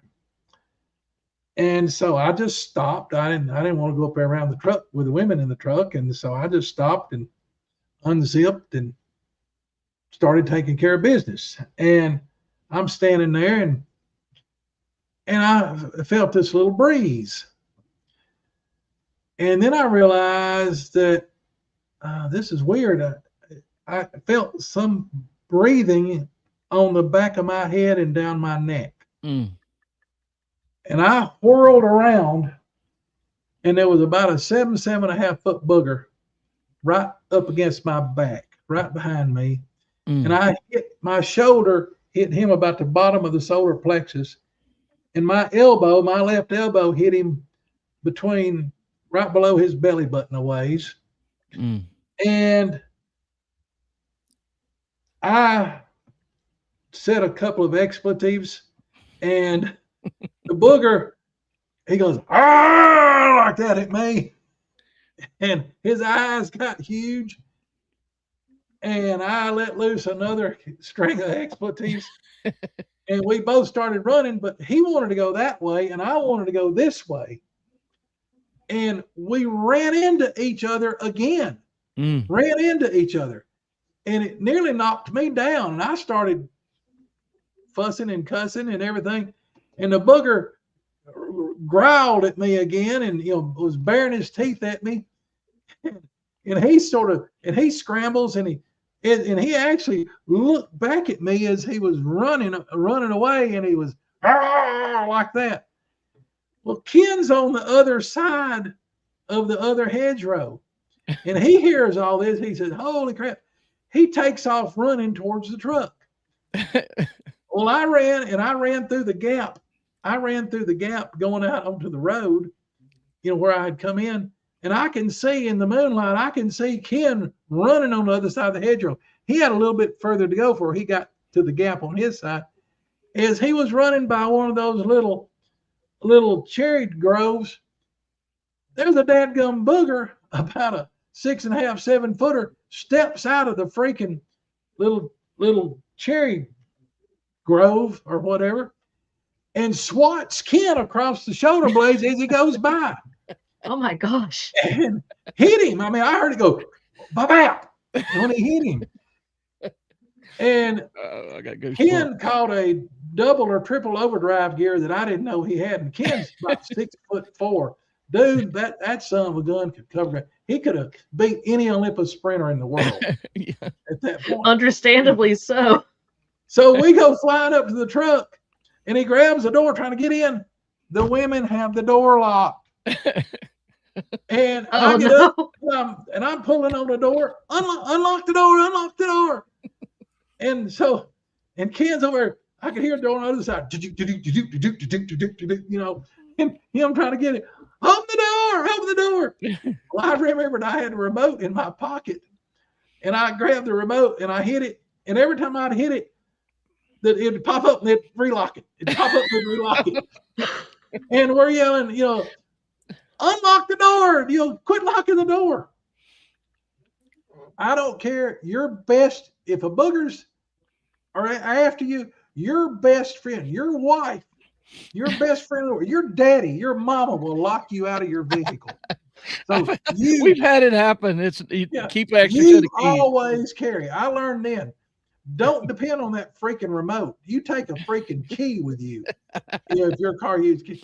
Anyway, finally, Ken was over like that on that door handle. And just by the grace of God, he happened to hit it at the right split second and got that door open. And when he locked that door, then my door came open. So we dove in the truck. I cranked it up. Truck's pointed out the right way. I put that skinny pedal. I punched that skinny pedal plumb through the firewall. It was probably dragging the ground. I was kicking like Fred Flintstone, trying to get that thing rolling. So we go flying up there, and you got to go sort of around a little curve. We go flying into the woods. Dude, when we came in there, that road was wide open. As we were coming out, there were two pretty good size, a big oak and a big cherry tree shoved down across the road, one from one side, one from the other. Mm. And one of the trees is about 9-10 inches in diameter around the base. The other one's about a foot. And I had a big old steel brush guard on the front, big old heavy duty steel bumper and brush guard. And what went through my mind was, Big Tex, you better earn your money. And I cut to the left real hard to go through I was trying to go through the tops. I went through the top of that cherry tree, and I whooped back hard to the right, and I dodged over, and I went as close to the top of the oak tree. And we just we were bouncing and going everywhere. I hit that road, and I was drifting all the rest of the way through that curve, and we got the heck out of there. But so the moral of the lesson here is don't pee on Bigfoot. Right. And the thing about it is, I had a bunch of people ask me. I don't know if he's going to tell this part. Let me ask you the question. When I took off running, then I didn't take the time to put things away. That's what I was going to ask you. When did you actually zip your pants up? Was it when you got back to town, or? I don't know. It was definitely not for a while. You had more important things going to worry about. Oh my God! And everybody asked, "Well, did you pee on him? Did you pee on him?"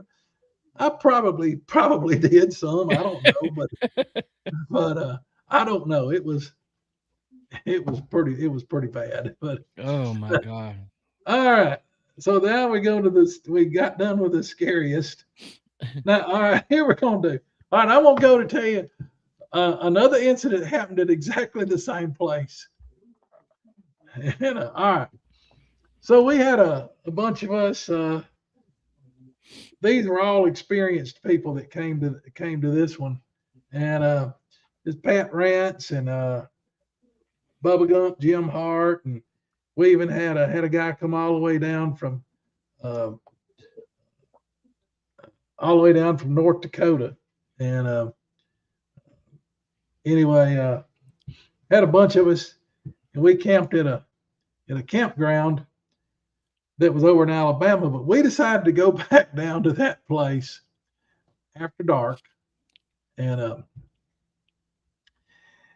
right at dusky dark, back to that same place where this last thing I told happened. And this was like a year or so later, maybe 2 years later, something like that. Yeah, Lisa. Yeah, it was multitasking. So we go down there, and my son was there. Pat Rance had a bunch of really super good thermal equipment, and we were doing a bunch of videos of things. But anyway, as we were going in, this is a pretty good sized group. We had 4 vehicles, and the last vehicle had it was a really nice Chevy S10 extended cab, and he had nice, good sized tires on it, and it was one of the ones with a larger engine, so it it performed very well with the larger tires. And it was just him and his wife in that car. Well, we all went down and turned around at the end and got pointed out. And we moved back up the road to where we had been parked when this previous incident that I just saying, where I ran into the Bigfoot, where that incident happened. So we had 3 vehicles parked there. Well, the guy in the S10, he stayed way down at the end of the road. He's like 75, yards beyond us. Well, I walked down and I said, look, you don't need to park down here. You need to park up here by us. And, well, no, I want to park down here. No, look, these woods are full of boogers. You walk away from your truck, they're going to be out here messing with your truck. Trust me on that. And I said, they'll crawl, they will get underneath your truck. And because we'd already had that happen in that area like a year before this. And I said, they will get under your truck. You need to, hey, Sandy. Hey, Sandy. I'm trying to be quiet. You're Where you headed, babe? Just down to something. Oh, okay. All right. I'll run in and pick up something. Okay. He's headed down to her brother's place for a minute. And so anyway, well, I tried to talk him into bringing his truck back up there, and he said, no, I'll park down. We'll be okay. I said, look, you're making a mistake parking down here. And no, we'll be okay. So, I know what she's doing. She's taking him some goodies. Taking him some. Yeah, somebody. Susie Q. So what was it, Susie Q? Stealing my Susie Q's. Yeah. Wait. You need to do like I have to do and hide them. Hide one here or there, Yeah. Her brother's a great guy. But anyway, he deserves them. But anyway, so I could not get that guy to move his truck up there with us. Well, I figured out what the deal was. He and his wife were having a little spat over something, and he didn't want to be up there around us while they were fussing. So they sat down there a little while, and then they came up there with us, and we were out there for probably an hour. And boy, we got some fantastic videos of the boogers around in the edges of the woods. We got fantastic video of 3 of them coming out, and the field was full of a bunch of hay rolls. They had mowed it for hay, and they had a whole bunch of big hay rolls out there. And we saw them. We watched them as they would come out towards us. They were going from one hay roll to the next, working their way towards us. And right out in front of us, there was a sinkhole out in this field, and the sinkhole was full of a bunch of honeysuckle. And one of them got down and got underneath that honeysuckle and burrowed over till it came up on our side of the sinkhole. And through the thermal, we could see it perfectly. And wow. my son was running the video for Pat, running the recorder. I mean, Pat was running the recorders and stuff, I think, and my son was running the camera, the thermal camera. And he told us right where it was. Well, we walked out there, and like 6 or 7 of us did. And when we started getting close to that booger that was in that honeysuckle, some of them started hissing at us. Now you think that ain't spooky? Have one hissing at you. And they usually only time I've ever heard that is when you're getting too close to them. And they do that sort of as a warning. They'll hiss at you. But is it anyway, hissing like a cat kind of hissing? Or just through the teeth? More like a real loud, a lot louder than a cat and longer, more drawn out. So we got out there and we got to messing with that, and then we decided he was getting upset, so we backed off and left him alone. But Dan Ricky walked across the field to where Clint could see one hiding in the edge of the woods, and Dan walked right up to him with his camera, took some pictures of him with a freaking flash. And we were, no, Dan, don't do it. Dan, quiet. He went and did it. He's too old and tough. The boogers wouldn't mess with him. You know? They didn't want none of him. But anyway, so we're there for about an hour. Time to go. So I told that guy, I said, when you get back to your truck, for God's sakes, you know, before you get close to the truck, shine your flashlight up underneath and make sure there ain't a bugger in your truck. Oh, they wouldn't do that. Yeah, they will. Make sure you ain't got a booger on the truck. Well, they're heading back to the truck. Well, the wife's upset. And so she just, you know, down there, gets up to the truck, starts to get in. There was a booger under the truck, reached out and grabbed her by the ankle and held on tight. Oh, no. This was not a little frail lady. This was a pretty stout, strong lady. You talk about a rodeo. We had us a freaking rodeo that lasted like 10, 15 seconds. He's screaming Longest and 10, yelling, 15 seconds of jumping her and kicking. life. And she's yanking so hard, the freaking booger is bouncing up off the ground and hitting the bottom of the truck. That truck's sitting there going, like that. You can hear him. I mean, you can hear it. And the guy's hollering, and all of us are running back there with the lights and everything. The booger said, he says, oh, heck, I ain't going to get away with this, and I better get. So he turns her loose.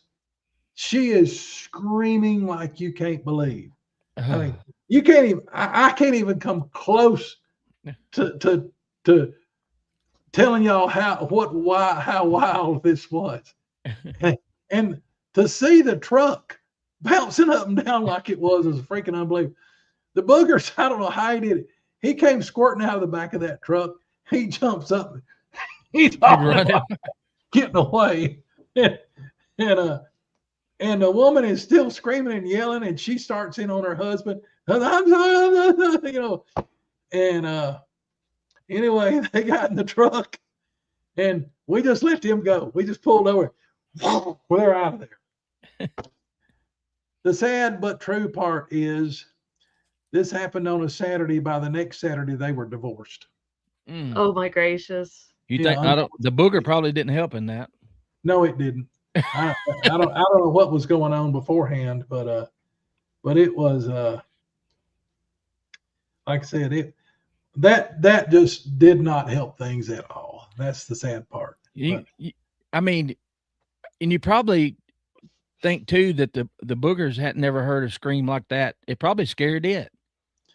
Well, you know what I honestly think is they catch monkeys is they'll take a coconut or something or a little box, and they'll have a hole big enough that they can reach in it, and then they'll put something in there like, that too big to come out the hole. They'll reach in and they'll grab it. They won't let go. And then the natives or whatever, they just come up, grab it, or knock it in the head, or shoot it with a bow or whatever. I think, honest to goodness, that booger locked when she went crazy. It locked up and couldn't turn her loose. Honestly, I think that it took him a while to realize that he could turn her loose, because that thing was holding on for dear life. And this woman was, like I said, it was a freaking rodeo.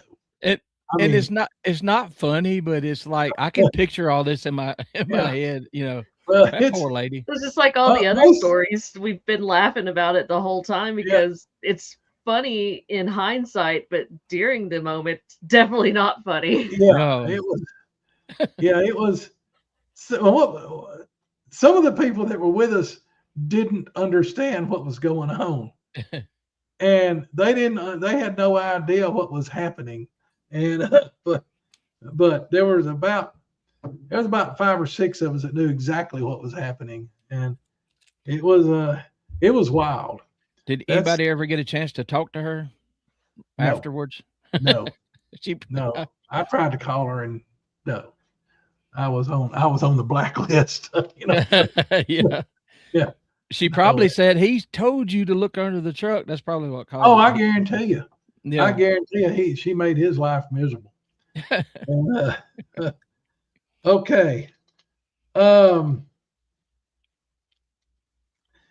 All right, this happened out in Oklahoma.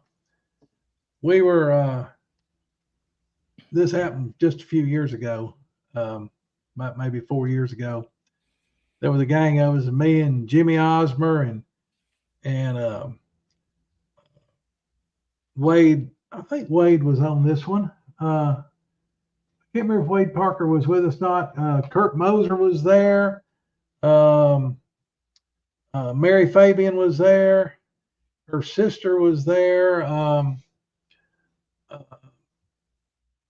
And some more folks.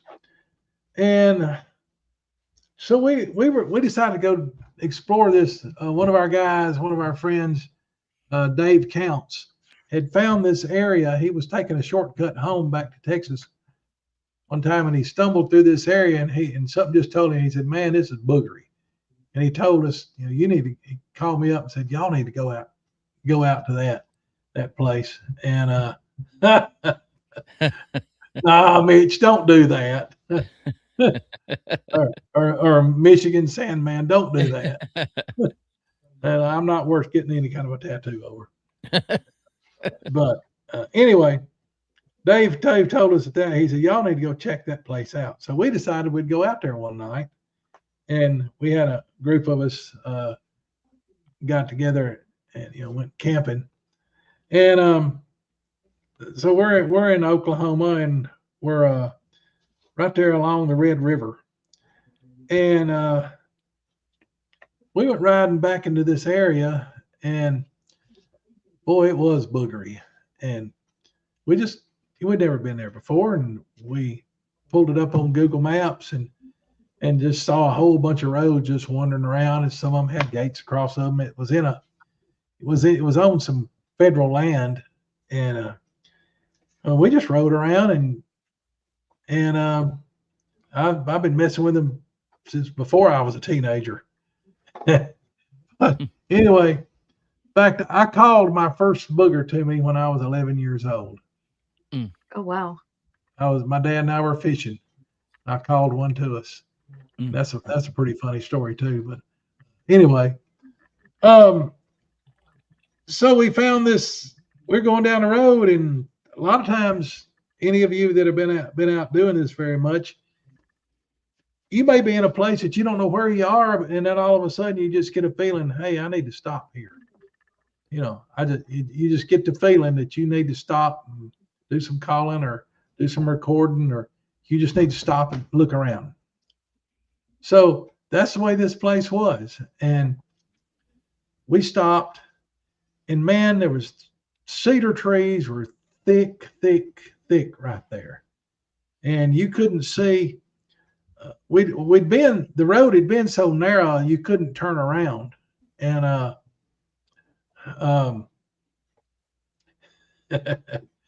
but anyway, you couldn't turn around on these roads. They were so narrow that it was just a one lane road through these big cedar thickets. And we got to a place where they had been loading out. They'd been logging the cedars and been loading them on the semis with a skidder and everything. And there was enough room there that we could have a little room that, a little buffer zone between us and the brush, and have room to turn around. So I knew we needed to stop there, and we stopped, and we had just gotten there, and I get out my thermal, and I had don't buy one of these, they're junk. I had a FLIR TK Scout, and it was brand new at the time, and it was even then it was mediocre. Wasn't near as good as some of the ones that are out there now. But anyway, I turned it on, and it takes about 20 seconds for it to boot up. And I'm sitting here just looking at it, and it boots up, and the screen is just bright yellow orange. I thought, well, heck, what's the matter with this thing? So I pointed it down to ground, and the ground is a darker color. And I raised it back up, and it goes yellow and orange again. And then I moved it to the side, and all of a sudden I realized there was a booger standing there about 25 feet in front of me, right in the tree line. And I start going like a little 9-year-old girl. Look at that. Look at that. There's a booger right there. And Jimmy and a bunch of them, they were turning their stuff on, and people, how the hell, there it is. The thing stepped out of the wood line and walked right across the road, right in front of me. Like it didn't have a care in the world. And what was crazy, it walked exactly like Patty. Exactly. It was, and I'm gonna try it. I'm gonna get back here and try it. Oh, y'all, check out this. Look at his shirt. Check out the shirt my daughter's sitting. Can y'all see it? Yep. Oh, you got the Shin Godzilla shirt. I saw the little logo on the front of it. That's pretty cool. Yeah, this came from Japan. That's awesome. Yeah. So anyway, that thing walks across the road, and it's just, I don't know if y'all can see me, just like that. And its palms pointed backwards. And as it's walking across, it turns its head and it's looking at me. Looks at me like that. Just keeps on going, never breaks stride. And I'm sitting here, when it looked at me, I was looking at its head, at its face then, and its eyes were glowing bright yellow white. I mean, you could tell that you could see the eyes very clearly at that distance because they're hotter than the rest of its body. And there's an oak tree there that's about maybe 3 feet in diameter, something like that. And it walks behind the oak tree. And this is what's funny. Walks behind the oak tree.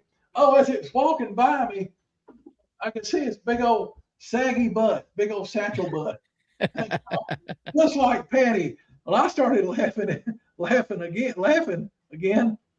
I remember Buddy Fine saw a woman and said, look at that. She got a rear end on her like a back step on an ice wagon. And I got things about this booger. And I had a big old saggy rear end on her. Looked like she had a diaper full of poop hanging off of her butt or something. And Mary's in chat. She was there, right? Monkey Winch podcast. Yeah. Mary Fabian. Yeah, wow. She was there. Anyway, so it goes behind the tree, this big tree. Let's say this is the tree. It bends over, and I'm not big enough. This thing was probably, she was about 8.5 feet tall, something like that. And she was bulky. It was a type 1 like Patty. Anyway, she bends down and she's looking around the tree on this side, but her big old rear end sticking out on the other side. We all started laughing. And there's like 7 or 8 or 9 of us up there. We're all laughing. And you give her a compliment. Big old satchel butt was sticking out on one side of the tree, and there she was looking at us around from the other side of the tree. And we're all laughing. And all she did, she just straightened up, and she just went walking off down in the woods, just away from us at sort of an angle. And about another 30 or 40 feet, there was a little another thicket of cedar trees, and she just walked in behind them. We could still see her through our thermals very clearly. She just stood there looking at us. And there was a bunch of more stuff that happened then, but I'll cut that short. That was so funny. We were laughing our butts off. They were laughing at me because I was look, because it was literally, it was just right there. I mean, I couldn't, see that lamp behind me. It was, it's about as here to that lamp right there. And that poor female probably had to have therapy for years after y'all laughed at her. Yeah. Y'all can see my log dog back here on the ground. That's old Joe. And but he ain't much of a booger dog. they about got him and ate him back on the point several years ago. All righty. Okay. So the next time we go back there, we went down to that place and we didn't find any Badonka blood. But anyway, so we go back down there to that same place and don't find one. This is like 2 years later, and our buddy Wade Parker was with us and his friend Paul. Well, Paul had never.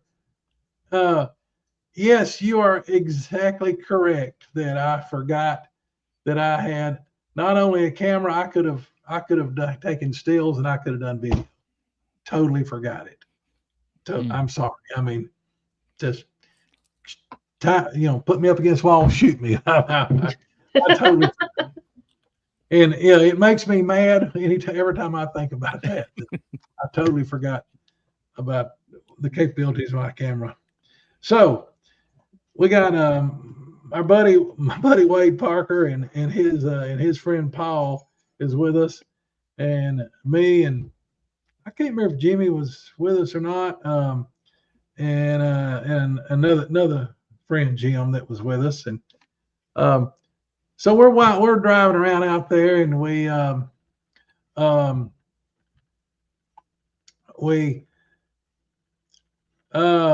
Mitch or Michigan Sandman, that's a whole nother story right there. You kind of got one that kind of falls into that category, don't you? Yeah, a little bit. Yes, we do. We'll get to that one. All right. So we're riding around and we came to a small lake, and there's a causeway across this lake, and we start across there, and again, several of us thought that, hey, we need to stop right here. This would be a good place to call. We're out on that causeway. We're at the lake, pretty decent sized lake that the causeway crosses, and we're thinking that they can't. The lake appeared to be very shallow, and we're thinking, well, they can't get to us out here without us seeing them. So we stopped on the causeway and we got out, and we did our usual thing. We hang around and be quiet for about 20 minutes or so, and then I made a call. And made a couple of calls. Then back behind us, what do they call that? The world's tallest tree. It's in Sequoia National Forest. Or something. The redwood trees. Yeah, the huge redwood tree. It sounded like back behind us that they shoved down one of those trees. I mean, this thing, we heard it. We heard that thing cracking and falling for a while, and I mean, when it hit the ground, we felt it, and it's over in the woods on the other side of the lake, on the other side of the lake. When it hit the ground, it was such a big tree, we felt it when it hit. We felt it in our feet when it hit the ground. I mean, it's unbelievable. By far, the loudest tree push down that I've ever heard or ever experienced. And anyway, so we were amazed at that. And then just a little bit after that, rocks started hitting out in the water on either side of the causeway from us. And we were shining our lights, and we saw where the rocks were coming from.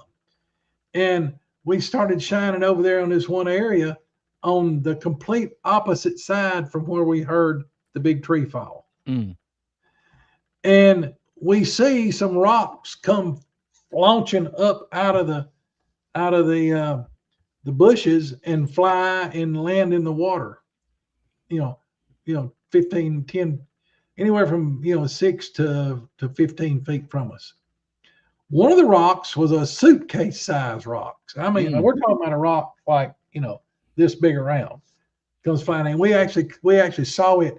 It came from the south side of the causeway, crossed over the causeway, and landed about 10 feet beside off the north side, right next to us. I mean, big old huge splash.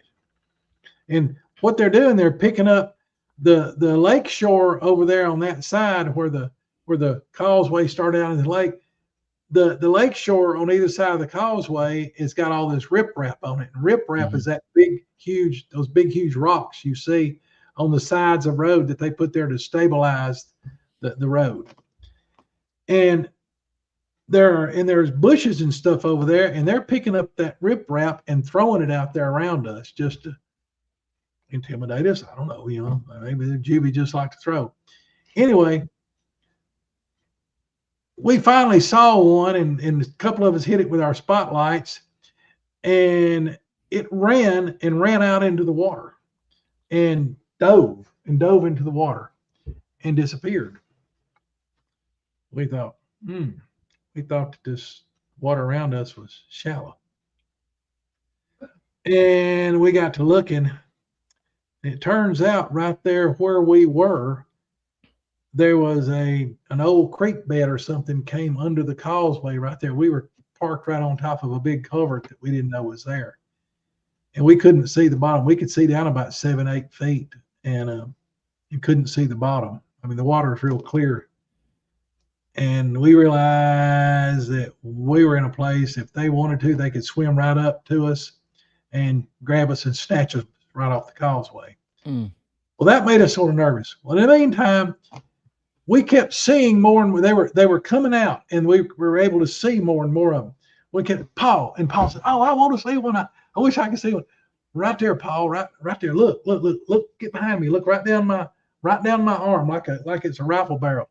I'm pointing the light right at it. I can't see it. And Wade said, "Paul, look right here. Look." And he's trying to get him to look. I still can't. I just can't see it.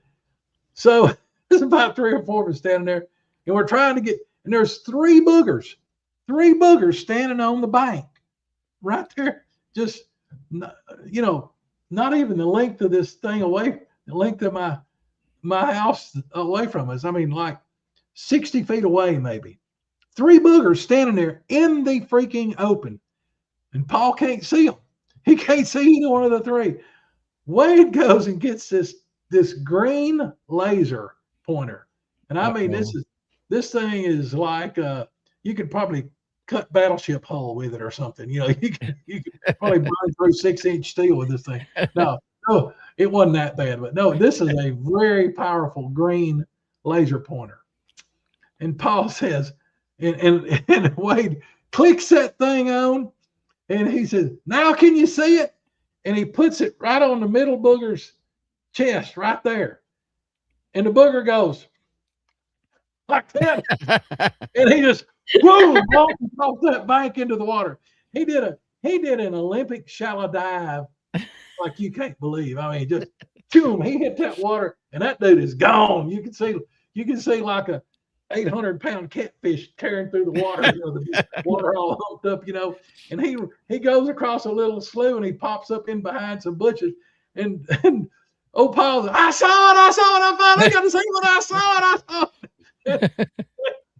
And Wade's like, "Yeah, we had to rub your nose in it." We're all laughing. But old Paul, he finally got to see a booger, but anyway, that was great. But anyway, we ended up they started more of them coming in, and they ended up about 8 of them all around us, and we ended up getting in the trucks and heading out of there.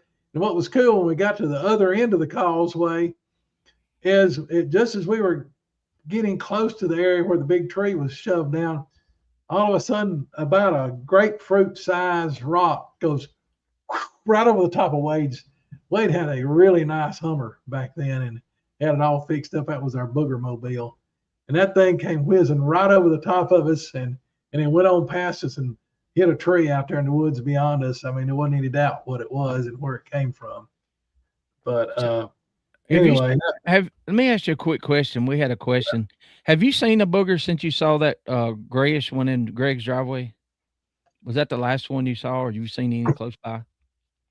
That's a good question. Trying to think when the last time I saw one.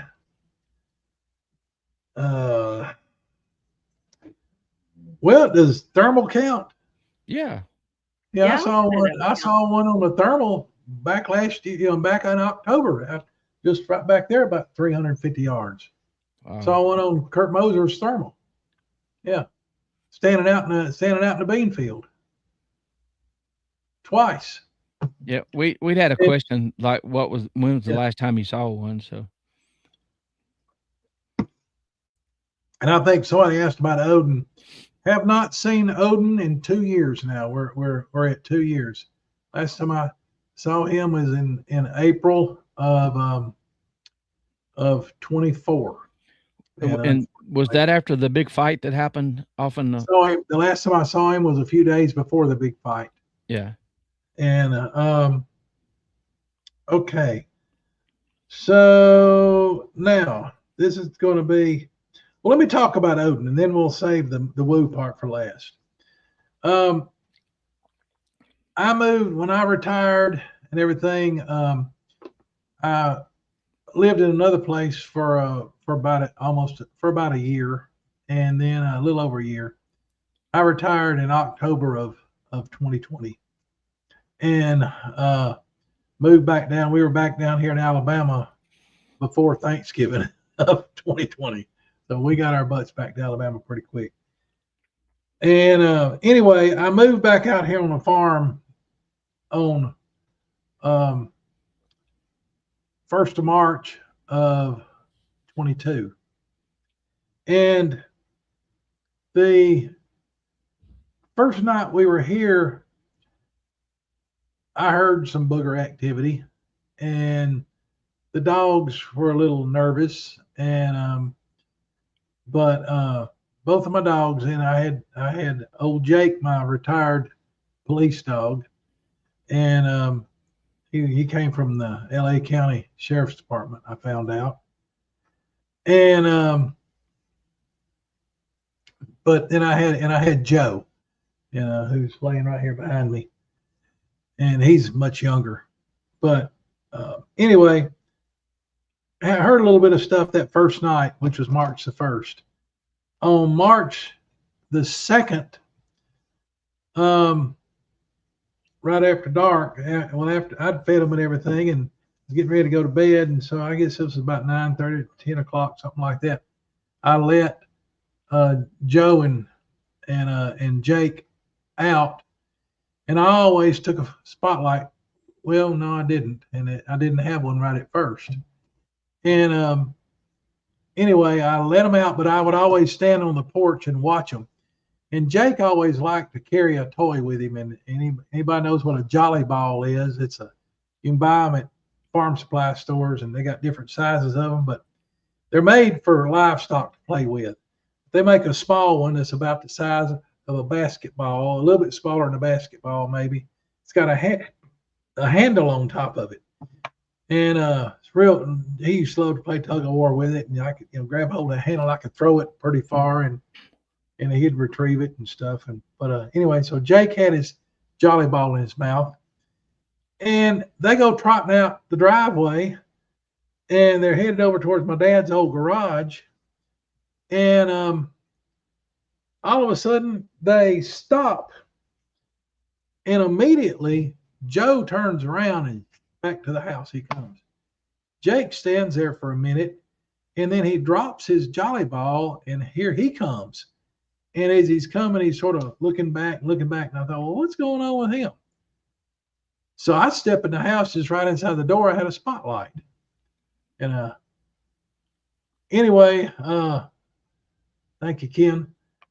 Anyway, so I step out, and hang on. He's gonna go get the ball. I've got this spotlight. Oh. This dude's pretty serious. And Dad's garage is about 40 yards maybe away. And I just click on the spotlight and I shine it out there towards the garage. And immediately I've got my utility trailer that I was hauling my furniture and stuff with, sitting out there in front of the garage, and crouched down behind or coming from behind my utility trailer, I see eye shine. But it was weird eye shine. One eye was red and one eye was white. And Well, I that's thought, well, that's interesting. weird. So I tried to prop up against one of the posts there on the porch, and I got my camera out and I started taking pictures and of it. And I had to piddle around until I finally got a steady rest. And I took 8 or 10 pictures, and I'll stick one up here. I don't know if you guys can see it or not, but let me pull one up. I should have given you some of these pictures earlier, Roger, so you could pop them up. But And y'all, some of y'all know the story about Odin. He has that one eye right, that's messed we- up. Yeah. right. We determined That's where that the name comes from. That's neat. yeah, that's Odin was a Norse god that was blind in one eye. Yeah, I'm And, familiar. Yes, sir. But anyway, let me see here. I'll see if I can pull one of them up right here. Okay, here we go. So I started taking pictures, and I finally got my camera zoomed in, and finally got a couple of good pictures of the eye shine. And I don't know if you guys can see that or not. Yeah, right over the trailer. You see the eye shine right there. Yeah. Yeah. I don't know if you can tell the color or not, but Yeah, there's two. Yeah. You actually can. That's really crazy. one is So- red and one is white. So his right eye was damaged? Yes, his right eye was damaged. So Okay. anyway, so I'm sitting there taking pictures, and it's, I take a whole bunch of pictures. Now here's Joe is at the door, is up on the porch, and he's bouncing at the door, wanting in the house, and he is scratching the screen on the storm door. And so I turned around and let him in the house. When I came back and shined out there again, he was gone. Now I couldn't see back in there in behind that trailer until I turned that spotlight on. Mm-hmm. The front of the trees and the front of the garage were lit up by the yard light that's out there. And anyway, so when I went back out there, like I said, he was gone. Now here is another picture that I'm going to show. You can see Joe. You can see Jake's jolly ball, that red ball laying on the ground in the foreground. Yes, sir. And you can see back in the back that there's no eye shine. Mm-hmm. And anyway, now I started shining around with the spotlight, and I caught, while I was doing this, I noticed in these big cherry trees that are, here we go. You see these big cherry trees right here, these big wild cherry trees, big black cherry. In this little gap right there and right around the edge, there was another one that was behind there and was upright on its feet, and it was peeking around looking at me periodically. And back in the back behind there, that's where our old corral is. There was another one in the corral pacing back and forth. And I never could catch the eye shine off of either one of those two. And because they were, they'd look out and back in, look out and back in. The other one just back and forth. I never could catch the eye shine off of either one of those two. But the one that we later named Troy, our friend Troy Allen named him Odin. But he was hunkered down behind there. Now, like I said, I let Joe in, and I came back, shined my light out there, and they were gone. So I started shining around, and further to my left, there's an old shed there. Well, it's pretty much torn up now. A tornado got it since then. But anyway, I caught one going around the corner of that shed, the old tractor shed. And in fact, that is about maybe 40 feet from where I'm sitting right now, 40 feet that direction. And 40 feet, maybe 50 at the most. Anyhow, so that was I never saw him behind that. Well, hang on, let me back it. Let me show you what it looks like in the daytime. I'm not sure if y'all can see this or not, but let me hold it. Make it bigger. Come on. Now, this is a bad way of showing this, but this is what it looks like in the daytime. And he was hunkered down. He was looking through that grill, that ramp, that expanded metal ramp on the back of the trailer. And his eye shine was so bright that it came through all of that. That's crazy. Right, correct. He wasn't in all the brush. He was hunkered down right behind the trailer. The other one, the one that was back and forth, was back behind all that brush. And then there was the other one that was in those cherry trees there, in between them, peeking on me. All right. So the next day, I went out there and looked around. The dogs were they were easing out there and sniffing around. Now, I walked up on him. I don't know if any of you guys know what a pit silo is, but we have that's a type of a silo for you store silage for your cattle or your livestock. And there's the vertical silos that people are used to seeing. And then there's pit silos that are made into the ground. And we've got a pit silo just right out here, about 100 feet away. And I was walking the dogs one day, and not too long after this, first time I saw him, and it was at night, and I'm walking along, and the dogs are right in front of me, and I'm waiting on them to do their business.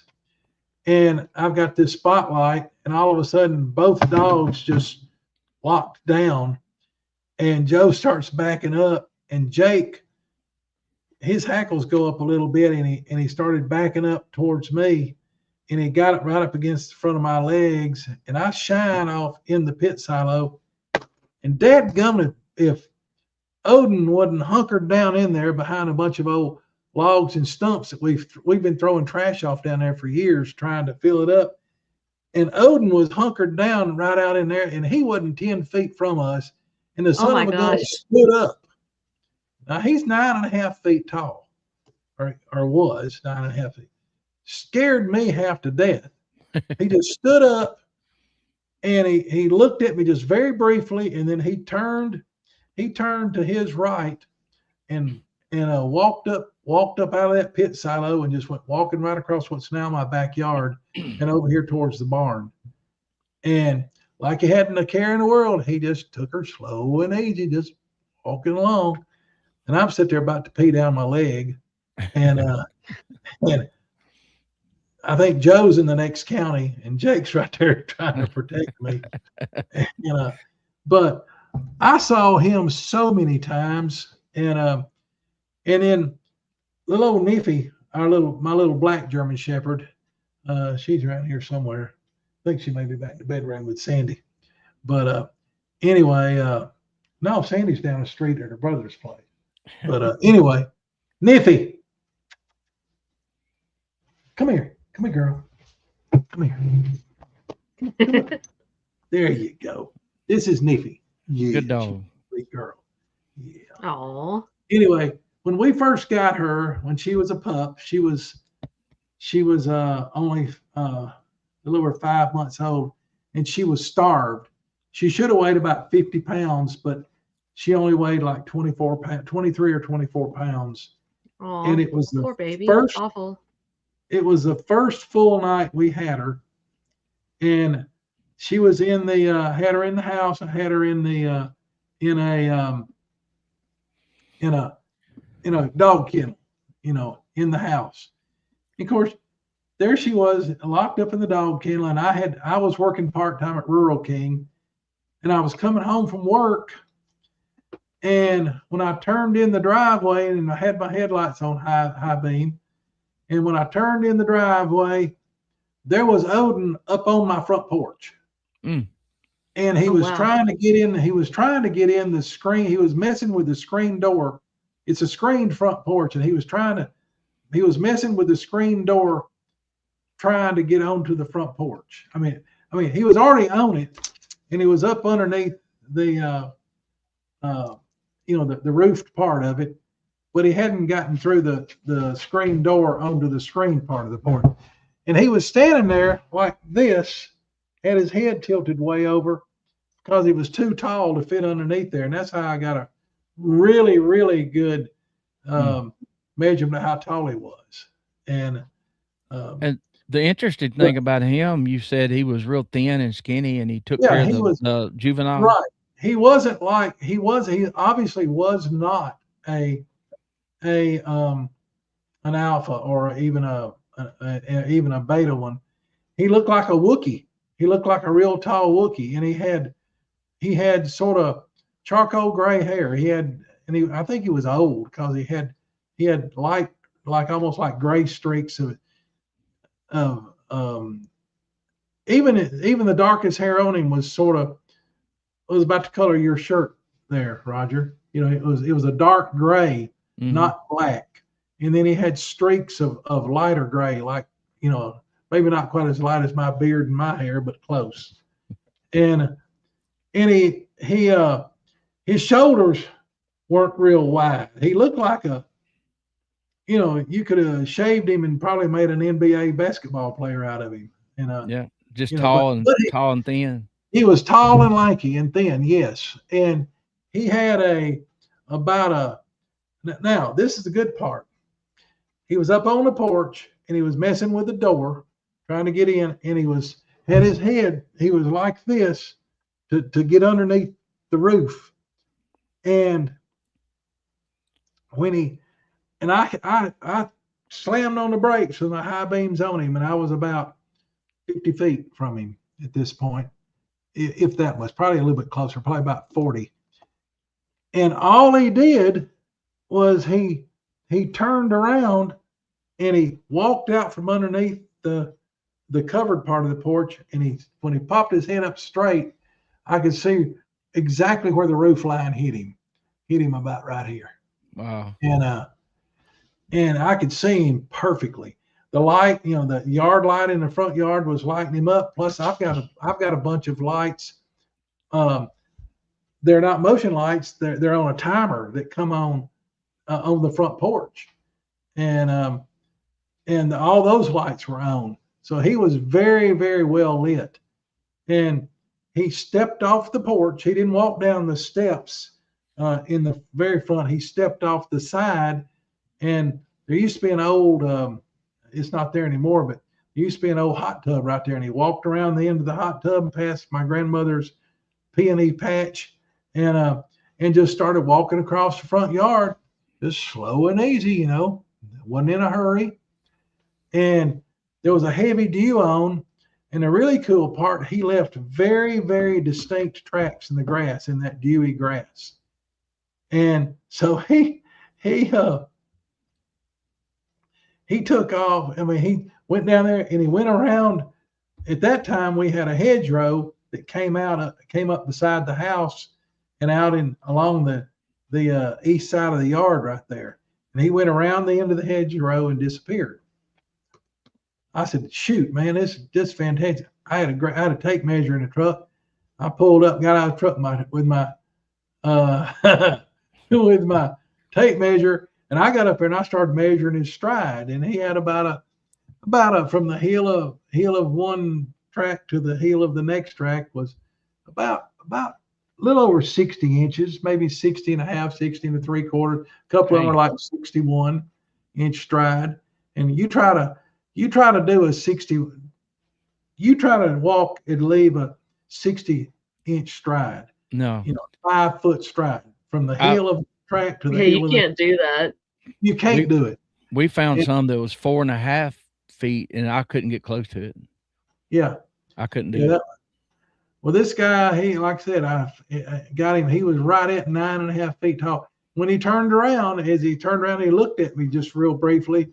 You know, I could see his good eye and his bad eye very, very clearly. You know, I did see his face, sure did. And he had a very expressionless face. I mean, he didn't act like he was scared or anything.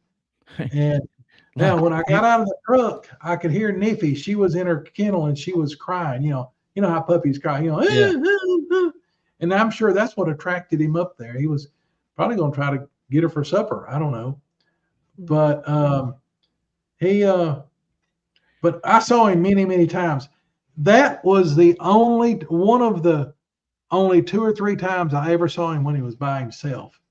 Every other time, when he walked up out of the pit silo, he was by himself. As far as I knew, I didn't see another one. When he was up there on the porch, I didn't see any more. Now, what was funny, I went and after I got through measuring the stride and everything, and something told me not to go off the side of the yard and downhill and around that hedgerow. I didn't have a gun on me, and his lights don't shine. That's a dark place down there. So I came back up and went in there and opened up the door, let the dogs out, and got Niffy out and put her on a leash and took her out. And the dogs instantly latched onto that trackway. And man, they're sniffing and they're going down through there, and they go off over the hill and go over towards the end of the hedgerow, and all of a sudden I hear just a low, sort of like that, sort of. And actually, it was a low growl and then a huff. They were separate. There was like that. Man, them dogs, they came back. And poor little old Niffy, she wanted back in that house, but I had to go walk her the other way over towards here, in this direction where I am now. I had to walk her and finally got her to use the bathroom. But Joe and Jake were real leery of that area over there for about the next week or so. I don't blame them. But that was Odin, he always struck me as being old, and he was a trusted member of the troop because I saw him 2 or 3 times with juvies stalking deer, teaching them how to hunt deer. And That's saw cool. him back here towards the back of the farm several times, at least a couple of times doing that. Actually 2 or 3 times. Saw him pretty commonly. I used to see him a lot, and I couldn't tell you how many, but it was a lot. Now, what was really weird was that winter they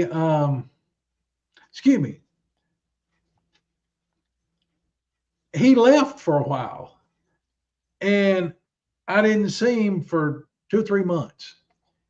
And then in October, I was out there one day and let the dogs out, and they were acting, and Niffy was old enough then. She was going out, with the dogs off the leash, and all 3 of them slammed on the brakes. They were looking over there towards Daddy's garage and where my utility trailer was sitting. They were looking over there, and he turned around and came back. So I got my flashlight again, and I got out there and I turned the flashlight on, and there he was. He was back there, back behind my trailer, hunkered down again. This time he didn't have anybody with him. He was by himself. And I was able to get up closer to him, and I got a couple of good pictures of his eyes. And my buddy Dale Boswell did some image enhancing and stuff like that. And in that, you can see, it looks like that he was hit across his head. You can see a definite scar going diagonal. I mean, a deep scar going diagonal across his face. And I think that's what blinded him in that one eye, in his right eye. But I wonder how long he's lived in that area. He's probably, because it sounds like, as you get older, you don't get in a hurry, so Yeah, you pull up and it's definitely like, sounds like okay. he's an elder for sure. Yeah, he never acted scared. Even when I caught him up on the porch, he just walked off, cool, Yeah. calm, and collected. When we walked up on him down here at the pit silo, all he did, he just stood up from behind a bunch of brush and crap that we'd shoved off down in there with a tractor. And he just stood up. And, I mean, he wasn't 10 feet away. And you talking about a brown shorts moment, that was about a brown shorts moment right there. And he's sweet baby. Yeah. But he just ambled off and walked over towards the barn. I saw him another time down in the barn. He scared the crap out of me. This end of the barn, south end of the barn, is sort of rotted out, and there's some privet hedges grown up in there. And I was out with the dogs one night, and they didn't want to. They kept looking down there, and I just clicked on the spotlight, and he was hunkered down in that barn looking at me. And I totally didn't expect him to be there, and I was pretty close, and it scared me. Code Brown, yeah, it scared me. But I've seen him, on the back of the farm. I've seen him around here. Most of the times I've seen him have been, within 100 yards of where I'm sitting. But well, I hope he's okay. Yeah, I haven't seen him I haven't seen or heard of him in 2 years now. And ever since his boss, the alpha that was here then, got his butt whipped and run off, and I have not seen him. I hope they didn't kill him too. I hope he's down there in Greg's neighborhood, because they migrate back and forth between here, which is I'm along the Tennessee River, and where Greg Howes is down in the Bankhead National Forest. They travel back and forth. And they've got plenty of land to do it too. Oh yeah, they got good cover the whole way. It's only, as a crow flies, the way they go, it's only about 40 miles, but it takes us about a little short of an hour to drive it. Yeah. Okay, this is going to be my last one, and this is where we get into the woo. All right, there used to be a state fish hatchery over on the Elk River, and this is the Elk River that's a tributary of the Tennessee River over between Athens and Rogersville, Alabama. And so my buddy Jimmy Osborne and I, we decided we were going to go find the old fish hatchery, because I remember stories of booger sightings around that fish hatchery from when I was a little boy. And I know my dad took me over there one time when I was a boy. Well, Jimmy's we didn't know each other then, but Jimmy had the same experience that I had about it. He'd heard stories about it, and I think he'd been over there with his grandpa or his dad or something when he was a kid. So we decided to go over there and find it and see if we could holler up some boogers. So we go out looking, and we thought, we rode around all over the place, and for some reason, this is very unusual, and I think, but it was fortuitous.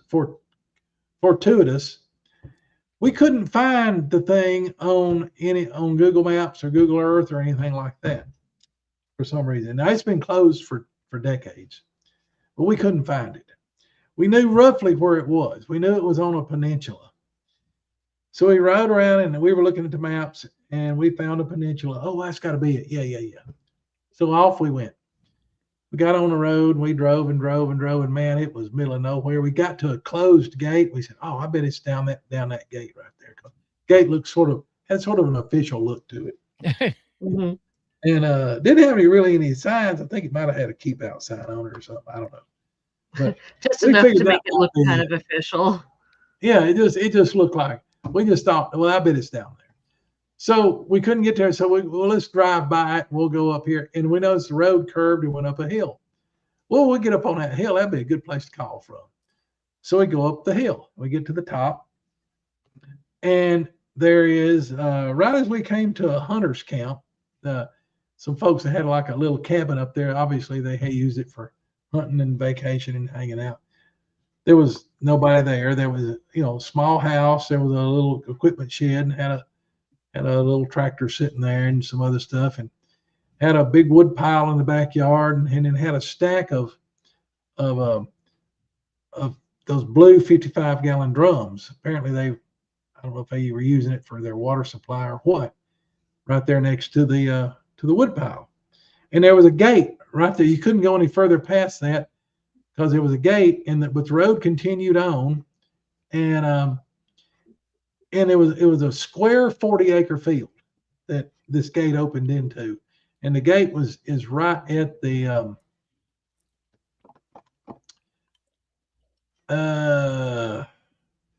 one corner of the field. I can't remember I think that would be the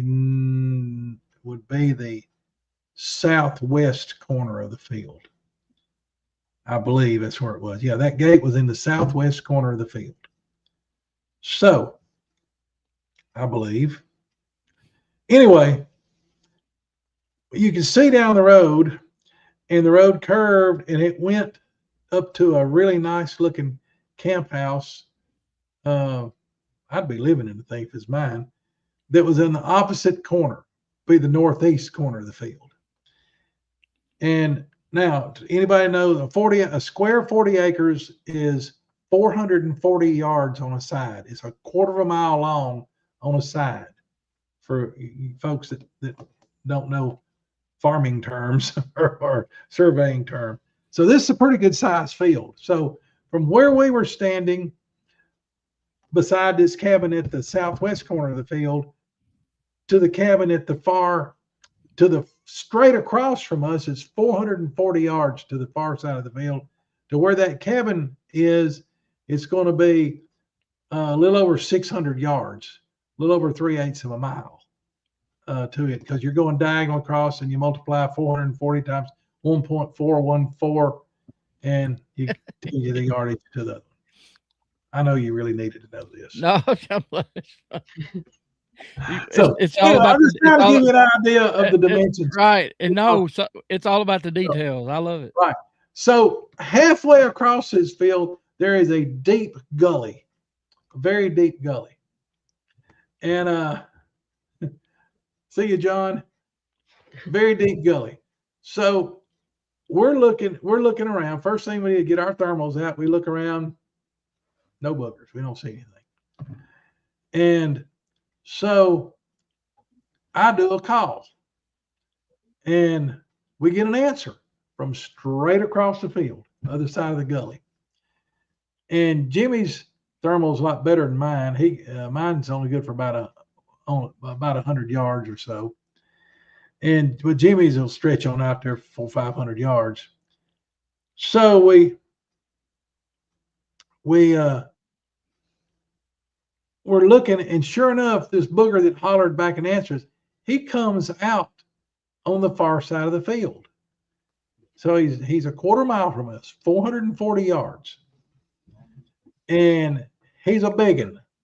We could tell through Jimmy's that he was a big alpha. And Jimmy is standing to my right. And Jimmy's scanning around. He can see further around to the right than I can because, Jimmy's there. And he says, "Oh, come on, look at that. Look at that." I look over there, and there's a wood pile, a pretty good sized wood pile to the left of that backyard. And then there's a gap in a tree. There's a gap between the end of the wood pile and this tree that's about maybe 2.5 feet wide. And then on the other side of that, there's these plastic drums, 55-gallon drums. We'll look around there, and in that gap between the wood pile and the tree, or maybe it's a barrel pile in the tree, I can't remember. Anyway, there's a gap. There's a juvie booger laying on the ground looking at us through that gap. And we're talking about he's maybe, I don't know, 60 feet away, 60, 70 feet away, something like that. And he's just laying there real still looking at us. So we sat there and looked at him. We thought maybe he'd get nervous and get up and run, but he didn't. He just stayed there. Coonbo, can I ask you a question real quick before we go further? The one that was laying down, was it laying down on its back or on its belly? belly. It's laying on his belly. Okay. Yeah. And the ground sloped away real steeply right where it was. So he didn't have, we could just barely see his arms, but we couldn't see his rump or anything because the ground sloped off. Gotcha. But he was laying right there on the lip of the hill looking at us. And anyway, so we thought, oh heck, we got that big one out yonder, but even though it's 440 yards away, we need to keep track. So I looked around real quick, and he's close enough at this point, I could see him just as a blob in my thermal. And he'd walked probably a good 125 yards towards us. Of course, Jimmy could see him real good through his.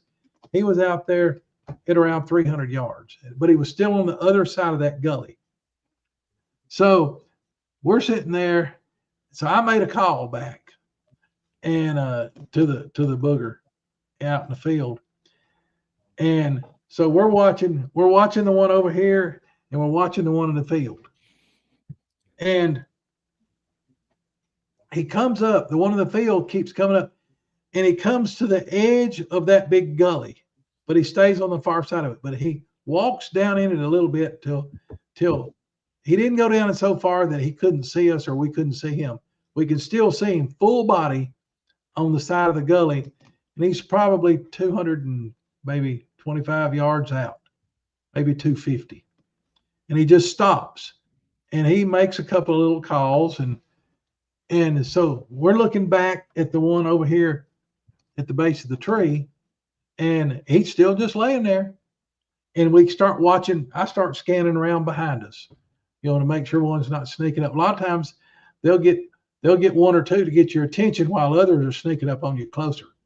So we started looking around us real good to see if there was anything sneaking up on us. About that time, we started hearing, all right, so big guy straight ahead of us this way, looking across the gate, looking down the road, and the road drops off in the gully and comes up on the other side, and right on the other side's that booger out there. But he's a little bit to the right. The road turns and goes on diagonal up to the house. Nice house. And this other one's over here at the base of the tree. Well, at about a 45-degree angle and off down the hill, we hear footsteps coming up. These things have a stealth mode, and when they don't want you to hear them, you ain't going to hear them. The big girl that walked across the road from us had the big butt and everything in Oklahoma. She was walking on gravel and never made a sound. She never made a sound that any of us could hear. So they got an unbelievable stealth mode. So we got one coming up the hill out at about a 45-degree angle to us. Got one here, one in the field, and one out coming up the hill. And it's walking heavy coming up the hill. Doesn't care if we hear it. And we start being able to pick it up on our thermal. It walks up to the edge of the road, to the wood line at the edge of the road, about 40 feet from us. I mean, we ain't talking about much. We're talking about just close. Yeah. Close. Too close for comfort. Really close to comfort. Jimmy and I can't remember. I think Jimmy was armed. I had a 9mm Glock on me, and I felt very inadequately armed. And I was wishing I had my 44 mag or my 45. Actually, I was really wishing I had my 45 Colt with me, and a 45 long Colt, loaded hot. It's hotter than a 44 mag. But it just stopped. And we could see it perfectly. In fact, you could see where it was with the naked eye just from the moonlight. But we could see it perfectly through our thermals. All right. So we're watching this little one over here. We're watching this one here. Now, the one that walked up on us, he was either an older juvenile or a beta male or something. Was not a female. Absolutely was not a female. We still got Big Daddy out in the field, just standing there watching all this. We got 3 of them. And so we're sitting there. The newcomer that was standing at the edge of the road, he walks out into the road right in front of us. Mm. I mean, I could have picked up a rock and bounced it off his forehead. I mean, he was that close. And we start looking at him. I mean, we can see him with our we're looking at him through the thermal. And even with my sorry thermal, I could see clear details. I could see his fur, not fur, they got hair. I could see the hair coming off his backs of his forearms. I could see, on his head. I could see, detail, head to toe detail through that thermal.